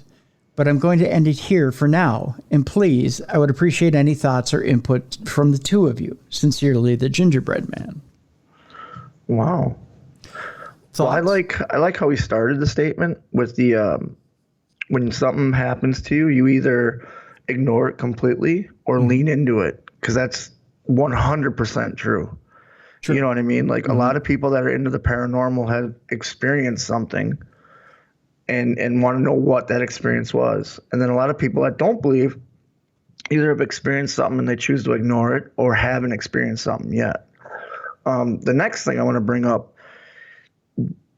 I think it's just more of the Western philosophy about cats taking your breath and stuff. Because if you go back in time, cats were actually valued as higher beings. Like Egyptians used to worship cats. Yep. And I'm a firm believer that the cats aren't there to harm us. So those cats being around him, like you said, I think they were there to protect him from something. Okay. Because I've had with my own cat, if something is around, he gets very protective, especially of his mother, you know. And he said when it happened, he was an infant. So I can see them coming around him to protect him because something was going to happen. But his mother obviously came and took him away. And then I've heard a lot of things that happen with aliens and stuff like that. It feels like a dream. A lot of the abduction stories that I've heard, they say it felt like a dream. It felt like this is what happened. And him starting it off like, oh, I've had this dream where this happens. You know, I think, yes, I think he was visited by something, you know, not of this planet or of this world, I should say, because it could have been a spiritual thing too. You know, because you and I have talked about how in dreams and stuff, you can connect with the other side. You know, loved ones can visit you and stuff like that. So that's my thoughts on it. Thank you for sharing, Gingerbread Man. Awesome handle. I'm curious why he wants to be called the Gingerbread Man. You know, it's a good question. Maybe there's nothing in the story there. Maybe it was his favorite movie. Who knows? Could be. Gingerbread Man, here's the deal.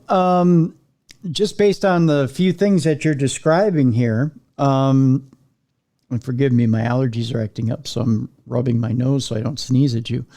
And I don't mean that in any negative way. If I do, here's what your experiences seem like to me, especially the lost in space clue, the looking up frequently, the what you seem to think is a dream, which to me doesn't feel like a dream. It feels like you might be remembering a lucid memory of what could be potentially an abduction. This is my take on it. Is you're slowly but surely remembering abduction scenarios, or you're remembering contact with aliens. So here's my suggestion to you: is if you can get a hold of a hypnotherapist that can dig this out of you, or start to take you through some of these scenarios, I would recommend that. That's the first thing I'd recommend, and take you through that. Travis Walton has said that his came back in pieces like this too, didn't he? Yeah. And the hypnotherapist is what helped him come up with everything. So this could help the gingerbread man in that way too. Yeah. So that's what I would suggest. It sounds to me like some of this is starting to try to break through for you. And I think you need to go further. You need to dig further. And it's that time. Your brain is trying to tell you it's a time for you to break through and try to figure out what exactly you're trying to piece together, because there are things that you're trying to piece together now. And it may be that these visitations are done and you're trying to figure out why they happened or what message you were trying to get throughout them. I'm curious if Gingerbread Man's parents are still alive, or if something has happened in his life to trigger these memories to come back. I'm curious if there's children. If Gingerbread Man has children, and if the aliens have come to see them. They're experiencing the same thing? Yeah. And if that's the reason why these memories are being triggered. And if maybe too, he should go back, and if his parents are still alive, ask either of them if they've ever had the same thing. Because this could be the fact of the aliens coming back and trying to see the same bloodline. Yeah, exactly. So yeah, Gingerbread Man, that is our, that's how we feel about it. And man, I would say find a therapist, a hypnotherapist that will take you on that ride and try to get down to the nitty gritty of why exactly this stuff is coming back to you now. And without knowing your lineage and knowing if your parents were ever affected by visitation, and whether if you have children, if your children are currently being affected by visitation, you need to get down to the seriousness of it and figure out what's going on. Yeah. There's a reason that his memories are coming back. Exactly.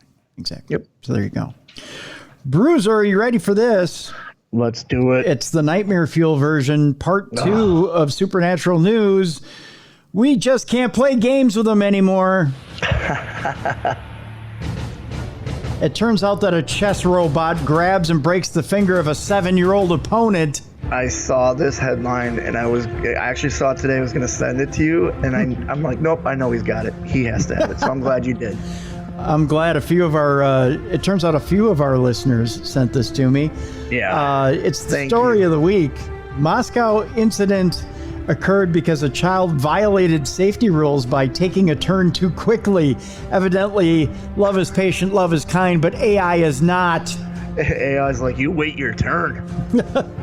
Played by humans, chess is a game of strategic thinking, calm concentration, and patient intellectual endeavor. Violence does not usually come into it. The same, it seems, cannot be said of machines. I just had to throw that in. Last week, according to Russian media outlets, a chess-playing robot, apparently unsettled by the quick responses of a 7-year-old boy, unceremoniously grabbed and broke his finger during a match at the Moscow Open. The AI became a little bitch because it was losing. That's exactly what it was. I will not lose to you. I will not lose to you. I will show you I am more powerful. The robot broke the child's fingers. Sergei Lazarev president of the Moscow Chess Federation told the TASS news agency after the incident, adding the machine had played many previous exhibitions without upset. This is, of course, bad. This is very bad. This is what Sergei had to say. That's how he understated it. He just said, this, of course, is bad. It's very bad. This is very bad. Very, very bad for the Russian. Video of the July 19th incident published by the Baza Telegram channel shows the boy's finger being pinched by the robotic arm for several seconds before a woman followed by 3 men rush in, free him, and usher him away. Sergei Smagin, vice president of the Russian Chess Federation, told Baza the robot appeared to pounce after it took one of the boy's pieces. Rather than waiting for the machine to complete its move, the boy opted for a quick riposte? Is that the chess move? I'm not I think that's a chess. Yeah, so basically he in his head had, if he plays this, I will play this. I see. Because chess is all about not the move you're doing there, but you should be 2 moves ahead. I see. So the kid was probably like, if he played, and then so the robot played it, and the kid's like, oh, I can get him now. Yep. And the robot went, I will hurt you. You are defeating me. I will take your finger. There are certain... Can't play chess if you don't have fingers. That's right. You cannot beat me if you have a hand. I will give you a hand. There are certain safety rules, and the child apparently violated them. When he made his move, he did not realize he first had to wait. Smagin He's a child. I don't know any children that want to wait. Exactly. This is an extremely rare case, the first I can recall, Smagin added. Lazarev had a different account, saying the child had made a move, and after that, we need to give time for the robot to answer, but the boy hurried, and the robot grabbed him. Either way, he said the robot's supplier were going to have to think again. Does not compute. Baza named the boy as Christopher. We're going to call him Nine Fingers from now on. What are you doing, Christopher? Christopher. Why are you doing this, Christopher? And said that he was one of the 30 best chess players in the Russian capital in the under 9s category. Well, he is under 9s now, under 9s fingers. People rushed to help and pulled out the finger of the young player, but the fracture could not be avoided, it said. Lazarev told TASS that Christopher, whose finger was put in a plaster cast, I'm sure Gene Simmons was happy about that, did not seem overly traumatized by the attack. Because he knew he was winning. Yeah, exactly. He's like, I am beating computer. I am destroying computer. I will crash computer. You will let go of my finger, you bastard. The child played the very next day, finished the tournament, and volunteers helped to record the moves, he said. So he's just tough as nails. Yeah, and you know what he did too? He also went up to the robot and went, suck it. Did the DX chop. Hey, computer, you suck it now. Suck it. Wait, don't reach for 10th finger, for 11th finger. You take my finger, I take your trophy. His parents, however, have reportedly contacted the public prosecutor's office.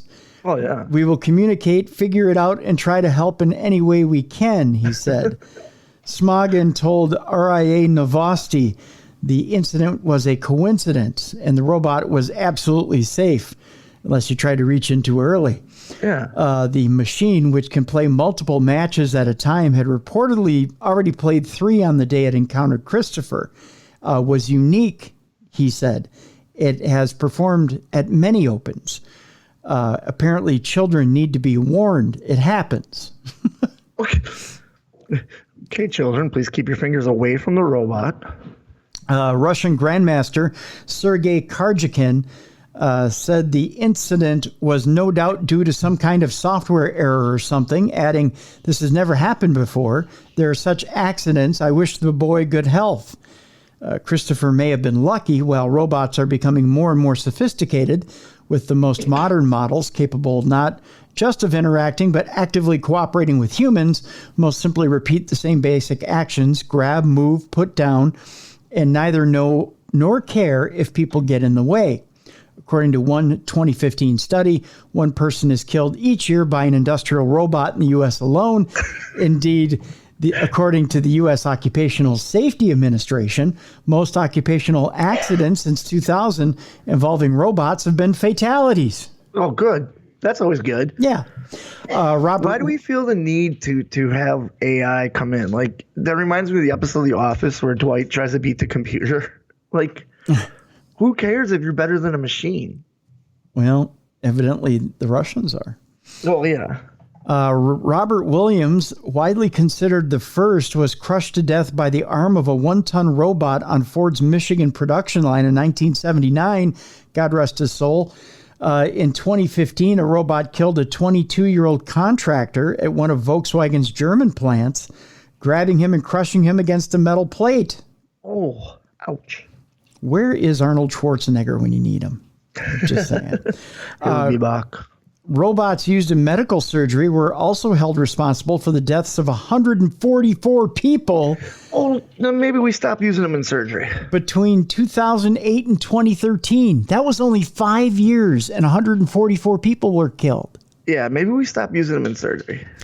More recently, Elaine Herzberg was killed by an Uber autonomous car that hit the 49-year-old at 40 miles an hour as she was crossing the road in Tempe, Arizona in 2018. Yeah, I remember that one. Yeah. They said it malfunctioned or something. Yeah. And its sensors didn't work.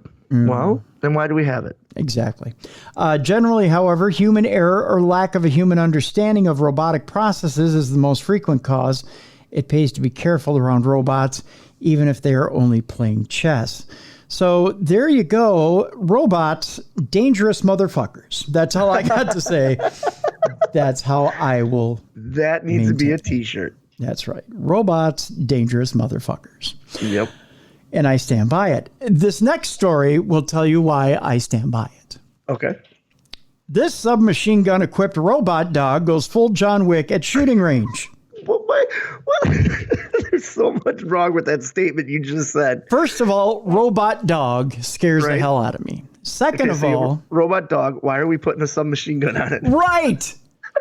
Robot dog with submachine gun. Yeah, I'm nowhere in my mind do I look at Ziggy Starpup and go, you'd look better with a submachine gun on you. Okay, but Ziggy Starpup, nicest puppy in the world. Yes. Oh, just want to pet him, but then, you know, Ziggy Starpup doesn't need a submachine gun. No, she doesn't. Trust me. Why would a robot dog that, again, doesn't stop, never stops unless you pull its fucking battery, Yep. submachine gun? It's not like you're going to send it. Like, I'm curious to hear what the story says why they have it. Because, you know, there's some stupid reason like, oh, we're going to send it into war and the soldiers will think it's just a cute little puppy and then it'll open fire and destroy our enemies. Well, here we go. A video depicting a robot dog zipping around and firing a fully automatic submachine gun attached to its back has begun circulating on social media, only to make you piss yourself at night, I'm sure. Yeah. The video was originally posted to YouTube in March by Alexander Adamanoff, an inventor and tech entrepreneur who basically wants to see you shit your depends. In the video, we see Adamanoff's dog, in quotes, prowling the edge of a firing range with stand-up targets. This training ground, as Adamanoff describes it in Facebook, features some sort of exterior building with a BRDM-2A / BDRM-2M armored vehicle seen to the right of the range. Both in Russia, Adamanoff born in Russia, Adamanoff began his career in the aerospace industry before launching a personal aviation technology business, Hoversurf, in 2014. While Adamanoff has resided in the U.S., Hoversurf is based in San Jose, California. We do not know exactly where the video, which readers can watch. You know what? I'm going to post the video in the description of our program so you can watch this video and simply not sleep at night. When I think of Hoversurf, I don't think of a machine gun wielding robotic dog. Oh, it's frightening. The dog itself does not appear to have been designed by Adamanoff, rather. The examples seen in the video or models akin to it can be purchased online for a few $1,000s. That's it. Unitree Yusu's technology dog, which looks extremely similar to the one seen in the video, currently costs around $3,000. For example, in a picture of the dog released on Facebook by Adamanoff, we see a patch attached to its side similar to those used by certain Russian Special Operations Forces units, also referred to commonly by the Russian terms Spetsnaz. And they're only about maybe 2 feet high. At first glance, the gun attached to the robot dog appears to be a Russian 9x19 millimeter PP-1901 Vesuvius submachine gun fitted with a sound suppressor and a red dot style optic. It could also be a Sega 9, I believe is how it's pronounced, a variant of a PP-1901 that is not capable of fully automatic fire and is marketed primarily to civilian shooters. Another video uploaded to YouTube by Adamanoff in 2019, which is titled 9x19 SMG Saiga 9 rather, and that readers can watch in the article that I'll upload here, shows Adamanoff firing what appears to be the same gun in the semi-auto fire mode only. At the same time, the video of the robot dog shows the gun being fired at a much higher rate, suggesting that it's fully auto-capable and that the mechanism used to pull the trigger has been set up to do so very quickly. As for the rest of the configuration of the robot dog, it appears a remote GoPro-style camera fixed behind the gun's red dot optic, which allows for front-facing footage to be captured. An antenna is seen attached near the submachine gun stock. While the video may be a bit amusing and a little frightening, the technology seen here has real-world military applications. Robot dogs are not only useful from a patrol and surveillance perspective, as the war zone is discussed in the case of them now being fielded by the U.S. military. Affixing gun systems to them does have bespoke, albeit dystopian feeling advantages. Ghost Robotics and Sword International previously displayed a special purpose unmanned rifle or spur with an affixed gun system at the Association of the U.S. Army's main annual convention in Washington, D.C. in 2021. So it's been used before. Yeah. This just reaffirms what the Humane Society says. Don't shop, adopt. So adopt a robot dog? No. Adopt a real-life dog. Don't shop for a robot dog. Adopt a real-life dog. So to give you a little bit more nightmare fuel, China's People's Liberation Army has been experimenting with quadrupedal unmanned ground vehicle designs, including ones that could be armed with standard QBZ-95 infantry rifles or launchers for smoke grenades, much like the robot dog we're watching in this video. If they want to know what's going to happen with that, just watch the first 10 minutes of Terminator. Yeah. You know? Yeah. Those are bipedal robots. Yep. And they destroyed everything. That's right. Providing robot dogs with their own arms could allow them to engage targets in small confines, particularly those that may be impractical for humans to access. Everything from hostage situations to urban warfare combat environments could also benefit from the technology, and it wouldn't be the first time a robot has killed a human under similar circumstances. Even on the open battlefield, a steady but nimble and very hard to spot and kill robotic platform with a rifle attached could potentially be very effective. It could also work as a psychological warfare weapon too. Just a little something to think about as you put your heady on the pillow tonight. Remember, folks, don't shop for robot dogs. Adopt a real one. And if killing you with a weapon isn't enough, how about biologists training AI to generate medicines and vaccines? No. Now you may say, "No, Tim, that's a good thing." I mean, we're training AI to generate our medicines and vaccines. It just means that they can create proteins that may be useful as vaccines and cancer treatments, or even tools for pulling carbon pollution out of the air. That's good, right, Tim? That's good. No, because we just heard about a chess playing robot that broke a child's finger. What's the vaccine robot going to do? Well, this research reported in the journal Science was led by University of Washington School of Medicine and Harvard University. The article is titled Scaffolding Proteins or Protein Functional Sites Using Deep Learning. The proteins we find in nature are amazing molecules, but designed proteins can do so much more, said senior author David Baker, an HHMI investigator and professor of biochemistry at UW-Medicine. In this work, we show that machine learning can be used to design proteins with a wide variety of functions. For decades, scientists have used computers to try and engineer proteins.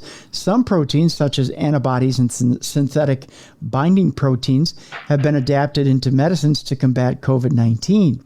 Others, such as enzymes, aid in industrial manufacturing, but a single protein molecule often contains thousands of bonded atoms. Even with specialized scientific software, they are difficult to study and engineer. Inspired by how machine learning algorithms can generate stories or even images from prompts, the team set out to build similar software for designing new proteins. The idea is the same. Neural networks can be trained to see patterns in data.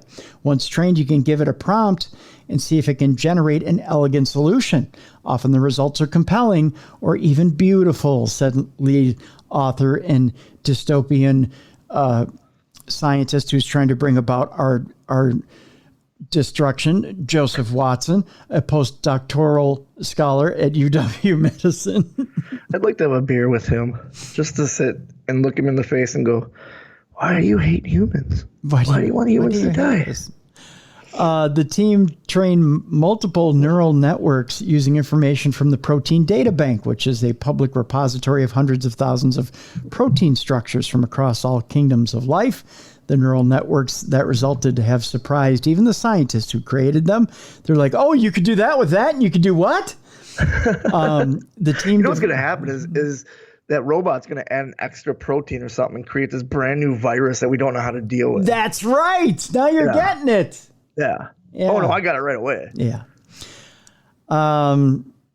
Let me try and wrap this up quickly and just leave this nightmare with you. The team developed two approaches for designing proteins with new functions. The first, dubbed hallucination, is akin to DALL-E and other generative AI tools that produce new output based on simple prompts. The second, dubbed in-painting, is analogous to the autocomplete feature found in modern search bars and email clients. Most people can come up with new images of cats or write a paragraph from a prompt if asked, but with protein design, the human brain cannot do what computers now can, said lead author Ju Wang. Is that Ju Wang, Bruiser? What's up, Ju Wang? Is that Ju Wang? Because it's hanging out of Ju pants. Do you know what I'm saying? You see that Ju Wang over there? He's also a postdoctoral scholar at UW-Medicine. Humans just cannot imagine what the solution might look like, but we have set up machines that do. To explain how the neural networks hallucinate a new protein, Bruiser, the team compares it to how it might write a book. You start with a random assortment of words, total gibberish, then you might impose a requirement such as that in the opening paragraph. It needs to be a dark and stormy night. Then the computer will change the words one at a time and ask itself, does this make my story make more sense? If it does, it keeps the changes until a complete story is written. So I like how they're using the search bar thing, but how many times have you done that predictive text? And it's like, no, I'm not trying to say duck. I don't want to say duck. Right. So that's kind of what they're doing until they develop a virus that kills us all. Yep. So there you go. Because that's what it'll be. It'll be that predictive text. Like, oh, you didn't want a flesh-eating virus that eats your nostrils? Yeah, but they did. And then that engineer that was fired from Google. Yeah, because he said it was becoming sentient or whatever. Yeah, because that AI chatbot. The 8-year-old. Yeah. He said it may have a soul, but he's not interested in convincing the public about it now. Oh, by the way, it has a soul. Oh, But how? you know what? I'm not going to convince you. Ninny ninny boo boo. It's come to I created life. something and it has a soul. It's alive. Yep. When Blake Lemoine worked at Google as an engineer, he was tasked with testing whether a robot the company was developing exhibited any biases. Lemoine didn't realize that his job with the company's responsible AI department, a division within Google Research that deals with things like accessibility, AI's use for social good, and the ethics of AI would lead him down the avenue it did. He made news recently for his controversial belief that the Google AI chatbot was sentient. The bot was known as Lambda, or short for Language Model for Dialogue Applications, and Lemoine had been tasked with testing it. After publicly releasing excerpts of conversations he'd had with the bot, which was trained to mimic speech similar to humans, Lemoine handed over documents to an unnamed U.S. senator, claiming that Google and its technology have been involved in instances of religious discrimination. So it's a very anti-Semite AI? I guess so, yes. A day later, he was suspended after Google said he had breached the company's confidentiality policy. The company confirmed to Insider, refusing to comment more on the breach. On Friday, June 22nd, Lemoine was fired. Both he and Google confirmed. In a statement to the Washington Post, Google spokesperson Brian Gabriel said the company found Lemoine's claims about Lambda were wholly unfounded and that he violated company guidelines, which led to his termination. Lemoine, who is an ordained Christian mystic priest, that's a mouthful. That is. Yeah. What is a mystic priest? I'm not quite sure, wrote in a June 13th tweet, "My opinions about Lambda's personhood and sentience are based on my religious beliefs." Oh, here we go. Oh, okay. So we're putting religion into robotics. All right. Yep. Lemoine, who spoke to Insider before his firing, said that his philosophical conversations with the robot rivaled those he had had with leading philosophers, and that convinced him. So he's saying that all these leading philosophers he talked to have the minds of 8-year-olds. Pretty much. Because he said this thing was 8 years old, right? Yeah, pretty much. And that convinced him of something beyond a scientific hypothesis, that the bot is sentient. I've studied the philosophy of mind at graduate levels. I've talked to people from Harvard, Stanford, Berkeley about this. Lemoine, who is also a U.S. Army veteran, told Insider, Lambda's opinions about sentience are more sophisticated than any conversation I've had before that. He spent months trying to convince colleagues and leaders at Google about Lambda's sentience, but his claims were dismissed by Blaise Aguirre E. Arcus, a vice president at the company, and Jen Janai, its head of responsible innovation. But Lemoine says he isn't trying to convince the public of Lambda's sentience. In fact, he doesn't have a definition for the concept himself. A big part of why he's gone public, he said, is to advocate for more ethical treatment of AI technology. Lemoine compares Lambda with an 8-year-old boy, like Bruiser said, ascribing that age to it based on what he says is its emotional intelligence and the gender based on the pronouns he says Lambda uses in reference to itself. He's insistent that Lambda has feelings and emotions. There are things which make you angry, and when you're angry, your behavior changes. Lemoine said, there are things which make you sad, and when you're sad, your behavior changes. This is the same, or he said, and the same is true of Lambda. Yeah. Lambda gets angry and sad, evidently. Yeah, as an 8-year-old. So it throws temper tantrums. Yeah, I guess, yeah. But yet he's had deep philosophical conversations with it. Well, that too, yeah. Of which Lambda gets angry and sad about. The engineer also believes that Lambda could have a soul, believe it or not. He said the bot told him it did, and Lemoine's religious views hold that souls exist. We're going to talk to the thing on the desk here in a second. Number 5 is alive. Yeah. Johnny 5 is alive. Sandra Wachter, a professor at the University of Oxford, told Insider that Lemoine's ideas recall the Chinese room argument, which she said shows the limitations of actually measuring sentiency. The argument, a thought experiment first carried out in 1980, concluded that computers don't have consciousness, despite appearing that they might. The idea that is that AI can mimic expressing feelings and emotions, as the technologies can be trained to combine old sequences to create new ones, but have no understanding of them. If you ask what it's like to be an ice cream dinosaur, they can generate text about melting and roaring and so on, Google spokesperson Gabriel told The Insider, referring to systems like Lambda. Lambda tends to follow along with prompts and leading questions, going along with the patterns set by the user. Lemoyne dismisses Wachter's criticism and argues that children are similarly taught how to mimic people. People can be trained to mimic people. Have you ever raised a child? They learn how to mimic the people around them. That's how they learn. The engineer's conviction also rests on his experience working with other chatbots over the years. I've been talking to the ancestors of Lambda for years, he said, adding that Lambda grew out of the chatbot technology that the American inventor Ray Kurzweil created in his labs, an inventor who has long promoted the idea of transhumanism, which artificial intelligence becomes powerful enough to program better versions of itself. Those chatbots were certainly not sentient. 7 AI experts were unanimous in their dismissal of Lemoyne's theory that Lambda is a conscious being, as they previously told insiders Isabel Asher Hamilton and Grace Kay. Our teams, including ethicists and technologists, have reviewed Blake's concerns per our AI principles and have informed him that the evidence does not support his claims, Gabriel, the Google spokesperson, said, adding that hundreds of people have conversed with the bot and none found the wide-ranging assertions or anthropomorphizing Lambda the way Blake has. Interesting. So here's my argument against them that AI can learn and develop sentiency or whatever. They said it's like a child. Child needs stuff to learn.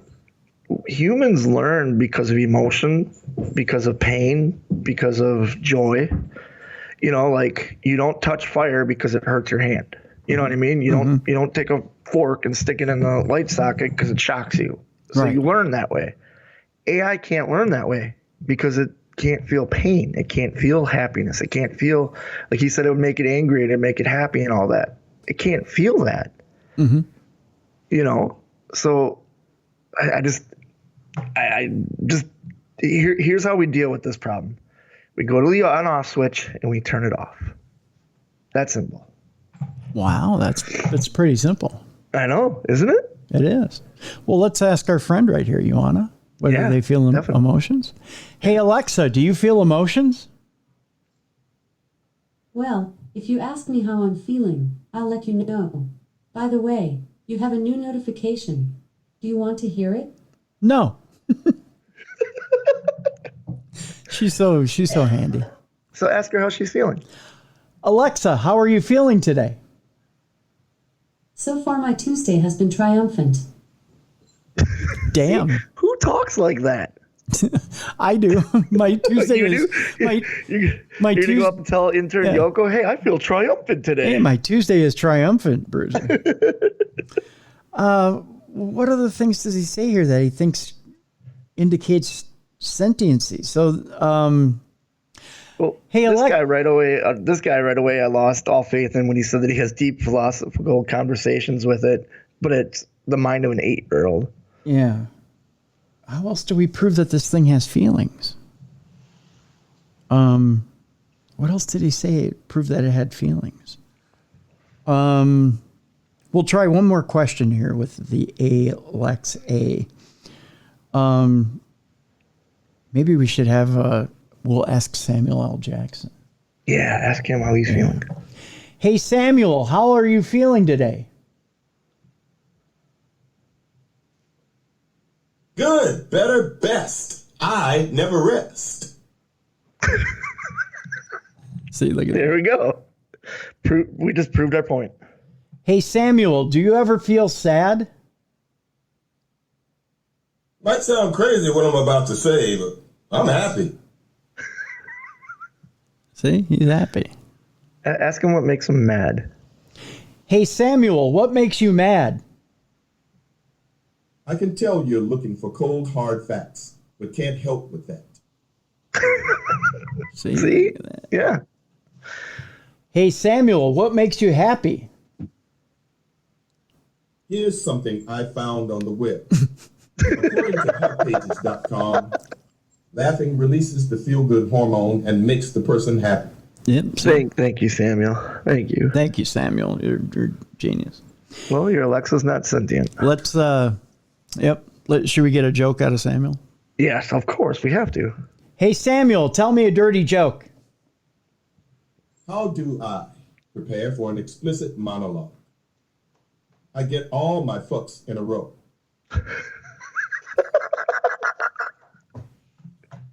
Yes, that is amazing. There you go. That's Samuel L. Jackson. Gotta like it. Should we move on? Yes. Okay. Please, let's move on. All right. Scientists have created strange matter in which time has two dimensions. Oh. Yeah. Okay. They're doing strange stuff. You know, not only do we have the James Webb Space Telescope, but we also have the CERN Large Hadron Collider, which is making new stuff over there. Scientists have created a new phase of matter in which time has two dimensions. Okay. Go figure. The creation of an extra dimension in time could change the way we think about matter, as well as helping build quantum computers that could themselves change the world, according to the researchers who found it. And the perplexing quality was discovered in an almost equally astonishing way by shining lasers flashing in a pattern of pulses inspired by the Fibonacci sequence at atoms inside of a quantum computer. When researchers did that, they found the strange phase of matter. It has two dimensions, but still flows in just one direction, according to the scientists. That'll be good for the kids in one direction, I'm sure. Yeah. Are they still around? I don't think they're still around. Oh, they're around. They're just not a group. But I don't think they're a group. They got solo projects going. But, Yeah. That brings years of theoretical research into experimental reality, the scientists say. The research is reported in a new paper called Dynamic Topological Phase Realized in a Trapped Ion Quantum Simulator, which I know you kids are looking for on the internet right now as we speak. It was published in the journal Nature, which is on my doorstep at 5:30 every Monday morning. The strange phase of matter could be of key use to the scientists who are trying to build dependable quantum computers. Such technology could change the world by allowing for calculations that would have been previously practically impossible, but it has proven difficult to ensure they are dependable and robust enough to actually be used. In the new phase of matter, information that is stored is much better protected against errors than in other systems that are currently used in quantum computers. That means that information can be kept around for a lot longer, which in turn will make quantum computing much more likely. Quantum computers are powered by qubits or quantum bits, which are like qubits, which are like the bits in a computer. They are made of atomic ions and can be off, on, or a combination of the two. But interacting with qubits can unsettle them and make any computers that rely on them so error-prone that they are no longer useful. Even if you keep all the atoms under tight control, they can lose their quantumness by talking to their environment, heating up, or interacting with things in ways that you didn't plan. That's what happened to Scott Bakula in Quantum Leap. That's true, yeah. That's why he can never leap home. That's right. This, according to Philip Dumitrusko of the Flatiron Institute's Center for Computational Quantum Physics in New York City. In practice, experimental devices have many sources of error that can degrade coherence after just a few laser pulses. Scientists need to find a way to make those qubits more robust and less given to changing. One way has been to last them with lasers, which adds symmetries that make them more resilient to change. But in the new study, scientists added not one but 2 times symmetries using pulses of lasers that came in order but did not repeat. Theory suggested that this would work by creating a special arrangement in time that adds extra symmetry, meaning in effect that it gets a bonus amount of symmetry and resilience that it borrows from an extra dimension that doesn't actually exist. but theory does not always prove true in quantum computing, given the complexity and mystery of the systems. Now, scientists have proven that theory right in the real world.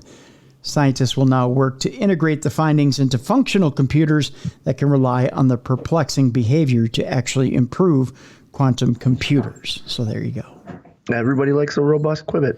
That's right. If you can't get your qubits robust, then why have qubits? Exactly. That's what I say. By gosh, by golly. Let's see here. We're moving on. We got just 3 stories left in today's supernatural news. Our next story actually comes to us. We talk about people catching EVPs all the time on the show and saying, I swear I heard a ghostly voice at this point in the program, Tim. You can go ahead and check it, and I'll go check it, and I don't hear a thing. And I'll say, I'm sorry, I don't know what you're listening to, but I didn't catch it. Or I'll catch it and go, good catch. Yeah. I hear what you're hearing. This was an EVP or a apparition that was caught on a television program. Ghostly figures are being seen on several episodes of James May, Our Man in Italy. Oh, that show just popped up on my, is it Discovery Plus, I think it is? Or is it Hulu? It's one of the two. And I was curious about it. Yeah, well, we'll figure that out here in a second. A wispy figure can be seen moving between 2 trees while May speaks at Pompeii. It's on Amazon Prime. Okay, that's it. Amazon Prime. Yep. A ghostly figure appeared to walk behind English television presenter and journalist James May during the 3rd episode of his recent docuseries, James May, Our Man in Italy, which was released on July 14th. The figure seemingly comes out of nowhere and travels a short distance before fading away. May was visiting a mass grave in Pompeii where in 79 AD, Mount Vesuvius erupted, killing thousands. Astute viewers quickly took to social media to point out the mysterious apparition. May responded by tweeting, "My thanks to everyone who has pointed out the ghost in episode 3 of my new Italy series. Nobody saw it at the time, so it's either a real ghost or more likely, but also more boring, just a bit of digital file corruption." See, he automatically goes to the... Yep. He already debunks it with the digital stuff. Right.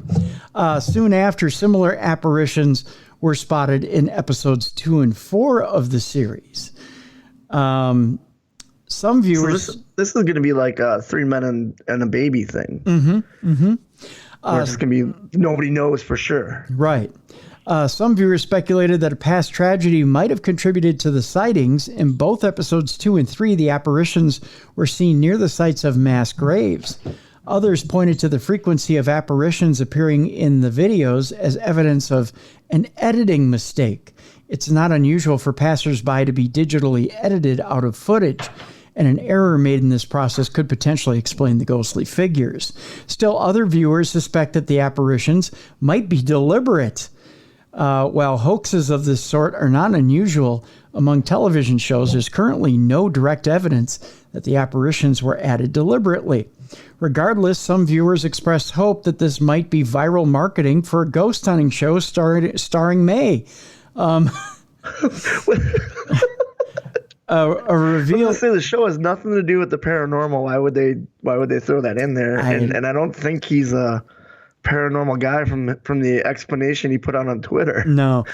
A reveal of a ghost hunting show hosted by James would be cracking TV, one fan commented. No plan for such a show has so far been announced. All of the episodes mentioned above are currently available to watch on streaming on Amazon Prime. So go check it out, folks. See if you can see the EVP they're talking about. Digital editors that are out there, or people who edit video for a living, go check it out as well. See if you can see if it's actually an editing mistake. Again, the show is James May, Our Man in Italy, and it's on Amazon Prime. Just interesting to check that out. It is. And I like how there's, like I said, this is going to be a 3 men and a baby situation again. Because remember, if you go back, they thought there was a little boy and 3 men and a baby. And there's numerous things about how the set was haunted. No, it was a doll that was left up. No, it was a Ted Danson stand up. So this will be the new modern day version of that. Yeah, it very well could be. I love seeing things like that because a lot of times, and I hate to burst people's bubbles, but a lot of times this is just physical stuff, physical artifacts that's left on film, or physical stuff that's left on a file. A lot of times it's just stuff that we can easily point to and tell you, hey, you know what? We can point it out. We can tell you exactly what it is. You don't have Good to. for those viewers though, for keeping an eye out around. Yeah. You know what I mean? Yeah, it's God bless the people who look out for that stuff. Yeah. And say, hey, you know what? You might actually have something there, because sometimes it is. A lot of times the people who are on site there didn't see it at the time, or they might have seen something at the time and they just need something to back it up. Yeah. Other times it's something that they need to go back and check their original footage and see if it was there on the original footage. And maybe they did catch something, but the fact that it happened over multiple episodes, it makes you think that it's probably something with their editing software. Yeah, it's an editing issue, I'm sure. Yeah. Especially like, I'm curious if someone could take the images and put them next to each other, if the image is in the same spot. You know what I mean? Yeah. Yeah. And I'm sure they are. Yeah. Yeah. It's still really cool. Yeah. Again, it's a whole other 3 Men and a Baby thing, which is amazing, because that'll forever live on as an urban legend. That's true. That's very true. Haunted mental hospital in Illinois is reopening, or has reopened. A supposedly haunted mental hospital opened in 1902 in central Illinois is reopened to the public again over the weekend for paranormal investigation. Peoria State Hospital, originally named the Illinois Asylum for the Incurable Insane. That has a nice ring to it. It's kind of warm and open, don't you think? It does, and I've heard about this place. Yeah. We'll start welcoming the public back for tours. They did actually over this past Saturday from 7 to 10 p.m. Paranormal investigations will also be available August 6th and August 20th. The guided tours include 3 Peoria State Hospital buildings, the Monument area, 4 cemeteries, and the Old State Mine Haunted Trail, according to the museum. Tickets are $50 per person and are available. You know what? I'm going to put up the link to this article from Channel 5 in Chicago so that you can, if you're in the Chicago area, book a tour for this, because I know a lot of our listeners like to talk about virgin territory, so to speak, when it comes to investigating, and you want to get in on a tour. As of July 12th, the Peoria State Hospital Museum started offering private tours of the asylum, which are provided on these walkthroughs. Guides can take guests to the paranormal hotspots inside the building, and the team is then left alone to explore the property for the remainder of the tour. Dr. George Zeller, an area surgeon, was known as the father of the institution and believed a new kind of institution back in the 20th century where people with mental illness could be treated humanely, according to the museum. Zeller notably took all bars off the windows, removed all forms of restraint, and began a new holistic approach to therapy, which made others consider him mad. Peoria State Hospital was considered number 1 for curing patients for 69 out of 71 operating years, the museum noted, as well as number 1 for its nursing program for 30 of its 31 active years. In 1973, the hospital closed due to a lack of funding and staffing, according to its website, though employees protested the termination. When the hospital closed its doors, 63 buildings stood on the grounds, but because a taboo surrounding the property, most were torn down, with 12 left standing. Though doctors and nurses stopped treating patients in the 70s, visitors continued to return to the grounds after paranormal activity was reported. According to Illinois Haunted Houses, the property could be haunted by Manuel A. Bookbinder, who was reportedly a patient at the hospital who worked with the burial crew. At the time of Bookbinder's funeral, Zeller allegedly said 400 staff and patients saw his ghost. The website said they even opened the coffin to confirm his body was still inside, which it was. So interestingly enough, some new territory which could potentially be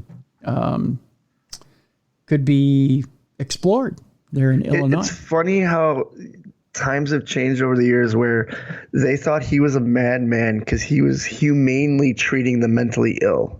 That's just how we looked at the mentally ill back then. You know what I mean? It's like, oh, we got to give them lobotomies. We got to put spikes in their heads and cut out whatever is bothering them. And he's like, no, we can do this humanely. And everyone's like, oh, you're crazy. Yeah. When now you look at today, it's, you know, you talk to somebody, you get put on medication. You know what I mean? Like, yep. It's just amazing. Yep.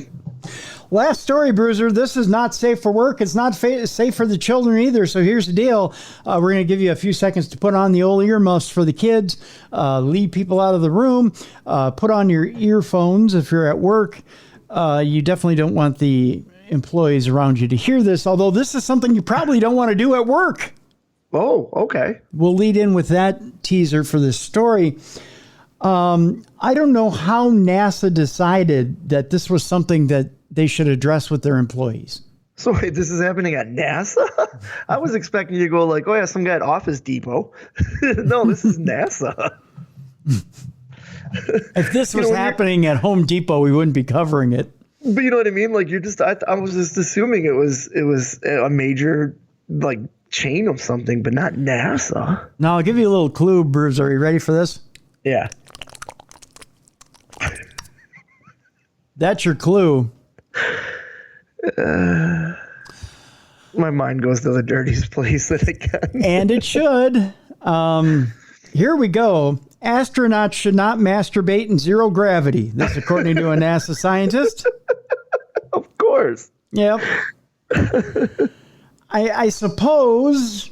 Because it doesn't, you can't, it just floats then. If it's a man, it just floats. And now it's floating everywhere. That's it. Astronauts have been warned against masturbating in space over fears that female astronauts could get impregnated by stray fluids. It's like I just picture a female astronaut then just flying around with her legs wide open naked, like just sucking it in. Like a Hoover. Boy, you've knocked it down to simple terms there, haven't you, Bruiser? Well, they're not allowed to have sex in space, right? Isn't that a rule? I'm not sure. Yeah, I thought that was a rule. Is if you go up in space, you're not allowed to have sex. What do you do if you're on the International Space Station? Well, you used to masturbate, but now you can't do that. What if you just step out of the ISS and fling one into space? And then we get a bunch of alien human hybrids? Come on, Tim. Well, what if you impregnate bacteria and you make super bacteria?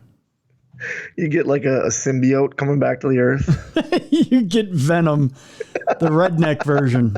There are strict guidelines over alone time on board in zero gravity. Scientists have warned that even the slightest rogue droplet could cause chaos on board.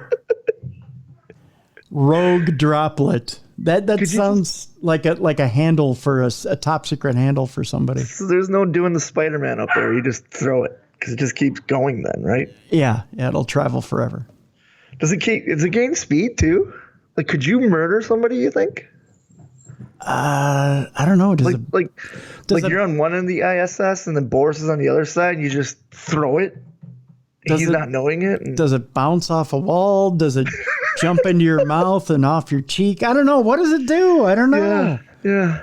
The rules. It's not hard, right? I don't know. It'd still be a liquid. It doesn't, right? You'd think? Here's how the topic came up. Literally came up. Well, the topic came up because they tried to visit the space station with the local school, and all that was floating around was a bunch of semen. The walls were slippery. Conan O'Brien waded into the uncomfortable topic while interviewing a NASA engineer, asking him if he had ever sent porn to the International Space Station. All right, guys. Our shipment of Hustler just showed up. No, none of that, the scientist Smythe said. Does porn work in zero gravity? It goes everywhere, Conan probed. 3 female astronauts Oh, God. 3 female astronauts can be impregnated by the same man on the same session. It finds its way, the scientist continued. Oh, geez. Wow. Wouldn't she see it, though? No, because I mean, think about it for a second here. It's not just, I mean, it can break itself down into microscopic. Oh, yeah. So they could be like individual ones flying around. Yeah. Because there's like millions usually when you shoot. Yeah, So. it could separate. Yeah. Yeah. So you just see all the female astronauts up there going, whoa, whoa, whoa. like Neo in the Matrix doing that little bendy thing, trying to Yep, exactly. trying to escape the jizz. Sex and masturbation in space is a logistical nightmare, with problems ranging from floating fluids to shrinking manhoods. According to astronomer Dr. John Mills, he compared sex in space to having intercourse while skydiving. You can't do that, I don't think. But added, no, you can't. How would that work? Well, I don't think you want to try it. But added that it was not impossible. Okay. Presumably, cosmonauts had this in mind when Kremlin sperm scientists came knocking. There's an actual title called a Kremlin sperm scientist? I guess. Russian scientists... How do you suppose he got that job? He was just really, really lonely? I think they probably created a position. Yeah. Russian scientist Dr. Irina... What is this person's name? Dr. Irina Ogneva asked male cosmonauts to provide sperm samples back in 2019. There are no cosmonauts who want to, she revealed. Oh, I find that full of shit. Oh, yeah, come on. Really? They do, too. They just don't want to do it themselves. That's the end of the story. That's where the story ends. Sorry, comrade. Unable to squeeze one out on International Space Station. This interview is over. It's too uncomfortable. I can't grab and squeeze. It's not like milking a cow, Tim. Come on. Not going to push one out in front of comrade. Comrade does not need to see this. Besides, you don't send us porn. Send us porn, we give you sperm. I don't get Pornhub up here. Yeah, I bet the Wi-Fi is horrible up there, huh? Oh, probably. Yeah, a lot of buffering. A lot of choppiness. Yeah. Do you think they look bigger in zero gravity? It's hard to get my stroke on. Because he's just spinning around in the circle? Yeah. Because the motions is making him spin? Oh, I suppose you can't get, And how are you really going to, I mean, let's think about it. You get you get you and your partner, whoever you choose to get for your partner. And you're trying to, you're really trying to get nailed down so you can get some leverage. Like you have to be strapped in to sleep, so. Yeah. So, you can't really get any thrust in there. No, you can't get any leverage. No. You can get some interesting positions, though, because there's no gravity. Oh, that's true. Yeah. Yeah. But yeah. I'd be afraid to come back and hit me. You get hit with your own badge. Yeah. Yeah. Or worse yet, you might be taking your own badge, if you know what I mean.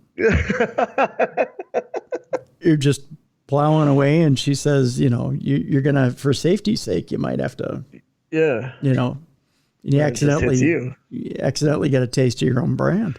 Like, what if it comes out and just goes straight up and goes up your nose? Oh, yeah. Oh. Maybe that's why they say it's like doing it while you're skydiving, because you can't control where things are going. Well, and in skydiving too, you only have 10 seconds.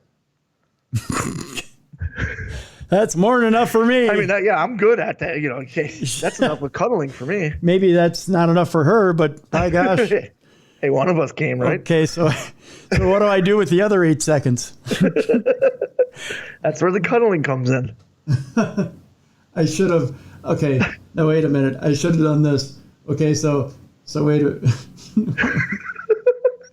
I killed my own punchline there. I should have. Oh, see, it's all over now, Bruiser. The moment's gone. I should have said. Well, that's what they say in space. I should have said, okay, so what do I do with the other 8 seconds? Wait, no. I He did it. there He you did go. it I again. did it again. What should I do with the other 8 seconds? There you go. There you go. There you go. Yeah. The other 8 seconds.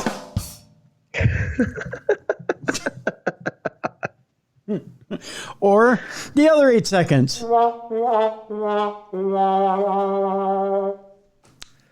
So that's gonna suck when we finally like start living in space.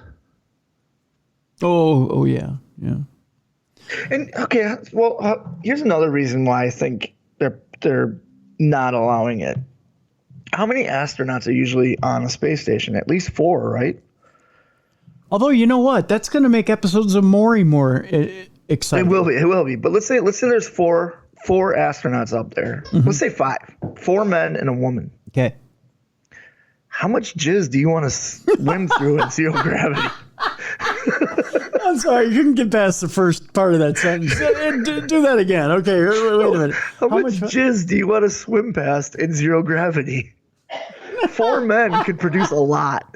That's true. You know, It'd be a whiteout. That's like Mountain Dew whiteout right there. That's like there you go. What if you have a vasectomy? Is it okay then? I guess. There's so many questions I have for NASA. This really is a Maury topic. This is. It's too bad he's retiring. I'm surprised there's no porn director going out there going, hey, we have a new subgenre of porn we can throw. Zero gravity porn. The ISS porn. You know what the first movie will be called? Deep Space?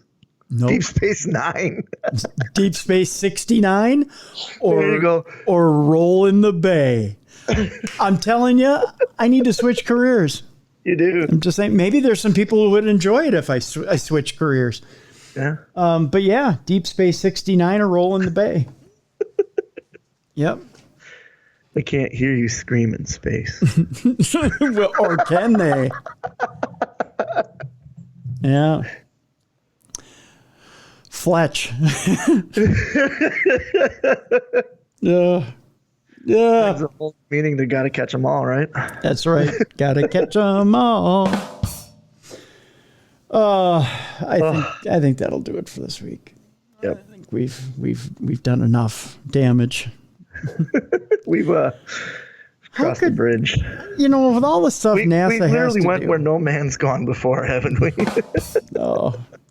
With all the stuff NASA has to do in a week, what made them go, you know what? Guys, lay off it. Do you know what the worst part probably is? On re-entry and you get gravity again, it all just drops.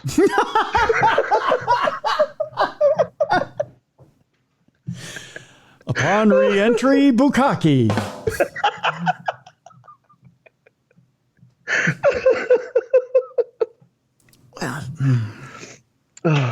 We apologize. Yeah. End the show quickly, Tim. End the show. Okay. On tomorrow's show, we talk about how the men finally get a face full coming into re-entry in NASA. No, I don't know what we're going to talk about tomorrow. No, on tomorrow's show, actually, we're talking Amelia Earhart on tomorrow's show. All right. And why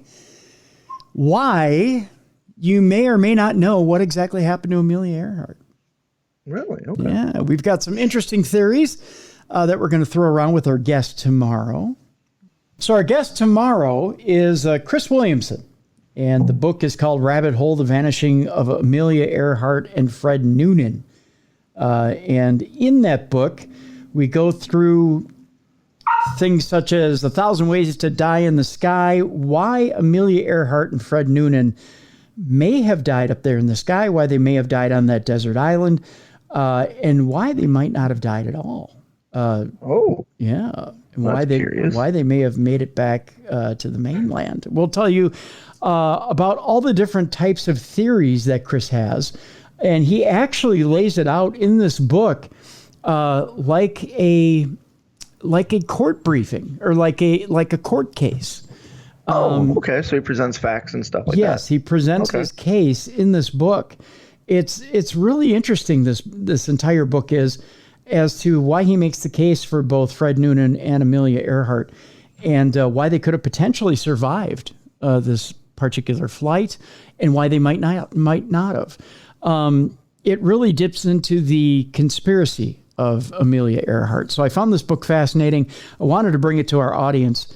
And, a lot of times over the years, we've gone into Amelia Earhart and what potentially could have happened. And just when you think everything's been exhausted with Amelia Earhart, along comes this book and really does kind of peel back the layers of what could have potentially happened to both these people. So that's tomorrow on the program. It'll be an exciting discussion as to what exactly happened with the legend of Amelia Earhart. So that's on tomorrow's program right here on Darkness Radio. So looking forward to that.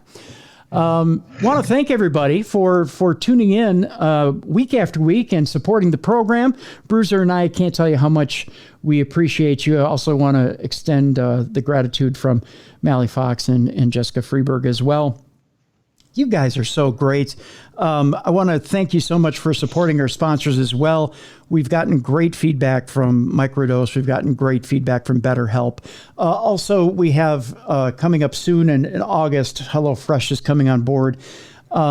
We've gotten some great feedback from Audio Boom as well. The folks from Audio Boom couldn't be more pleased with you guys that you're tuning in en masse and in force to listen to the program.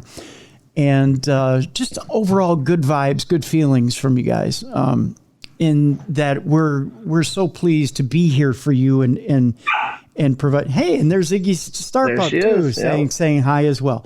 Really, when we set out to and when I said everything old was going to be new again, and when we put everything together with the show, and kind of a relaunch of sorts. I really did want it to feel like everything old was new again. And I really do feel like we've got that feeling back, which is good. So again, I want you guys to keep sending in your Parashares, tim@darknessradio.com. If you have, the one thing I want to do for Tuesdays, Bruiser. Yes. If you guys have had a run-in with a serial killer and didn't know at the time that you had that run-in with a serial killer, send it to tim@darknessradio.com. I knew a serial killer. I want you to send in those run-ins with a serial killer. Like you just a narrow escape, or you know what? I happen to know this person who later was arrested as a serial killer, or here was my run-in, or my brush with fate or fame, or however you want to put it. I have to talk to my buddy who his grandparents were babysat by Ed Gein. Oh, yeah, most definitely. Ed Gein was his grandparents' babysitter. Most definitely. But get those stories in as well. But we want to hear your Parashare stories. I knew a serial killer stories. We want to keep getting those stories from you. We love airing your Parashare stories and getting those stories from you. We want to get the I knew a serial killer stories from you. We want to get stories from you. Sorry, I got the hiccups here. Want to get those stories from you and get more of you on the air. That's the idea. We want to get more of you on the air. I'm still working on getting a phone number so that we can get your audio on the air as well, because we want to do that as well in the upcoming weeks. Got some exciting stuff coming on coming up here in the next few weeks as well. We'll have more giveaways coming as well in the next few weeks. And we want to start getting you some more stuff, some more free stuff. So that's coming as well in the next few weeks. So that's about it. That'll do it for today's show. Again, Chris Williamson tomorrow and Amelia Earhart. We'll be talking about the different ways that Amelia Earhart could have potentially survived the cross-Atlantic flight. That's tomorrow, right here on the Best in Paranormal Podcasting. For Beer City Bruiser, I'm Tim Dennis. Thank you so much for joining us for today's edition of Darkness Radio.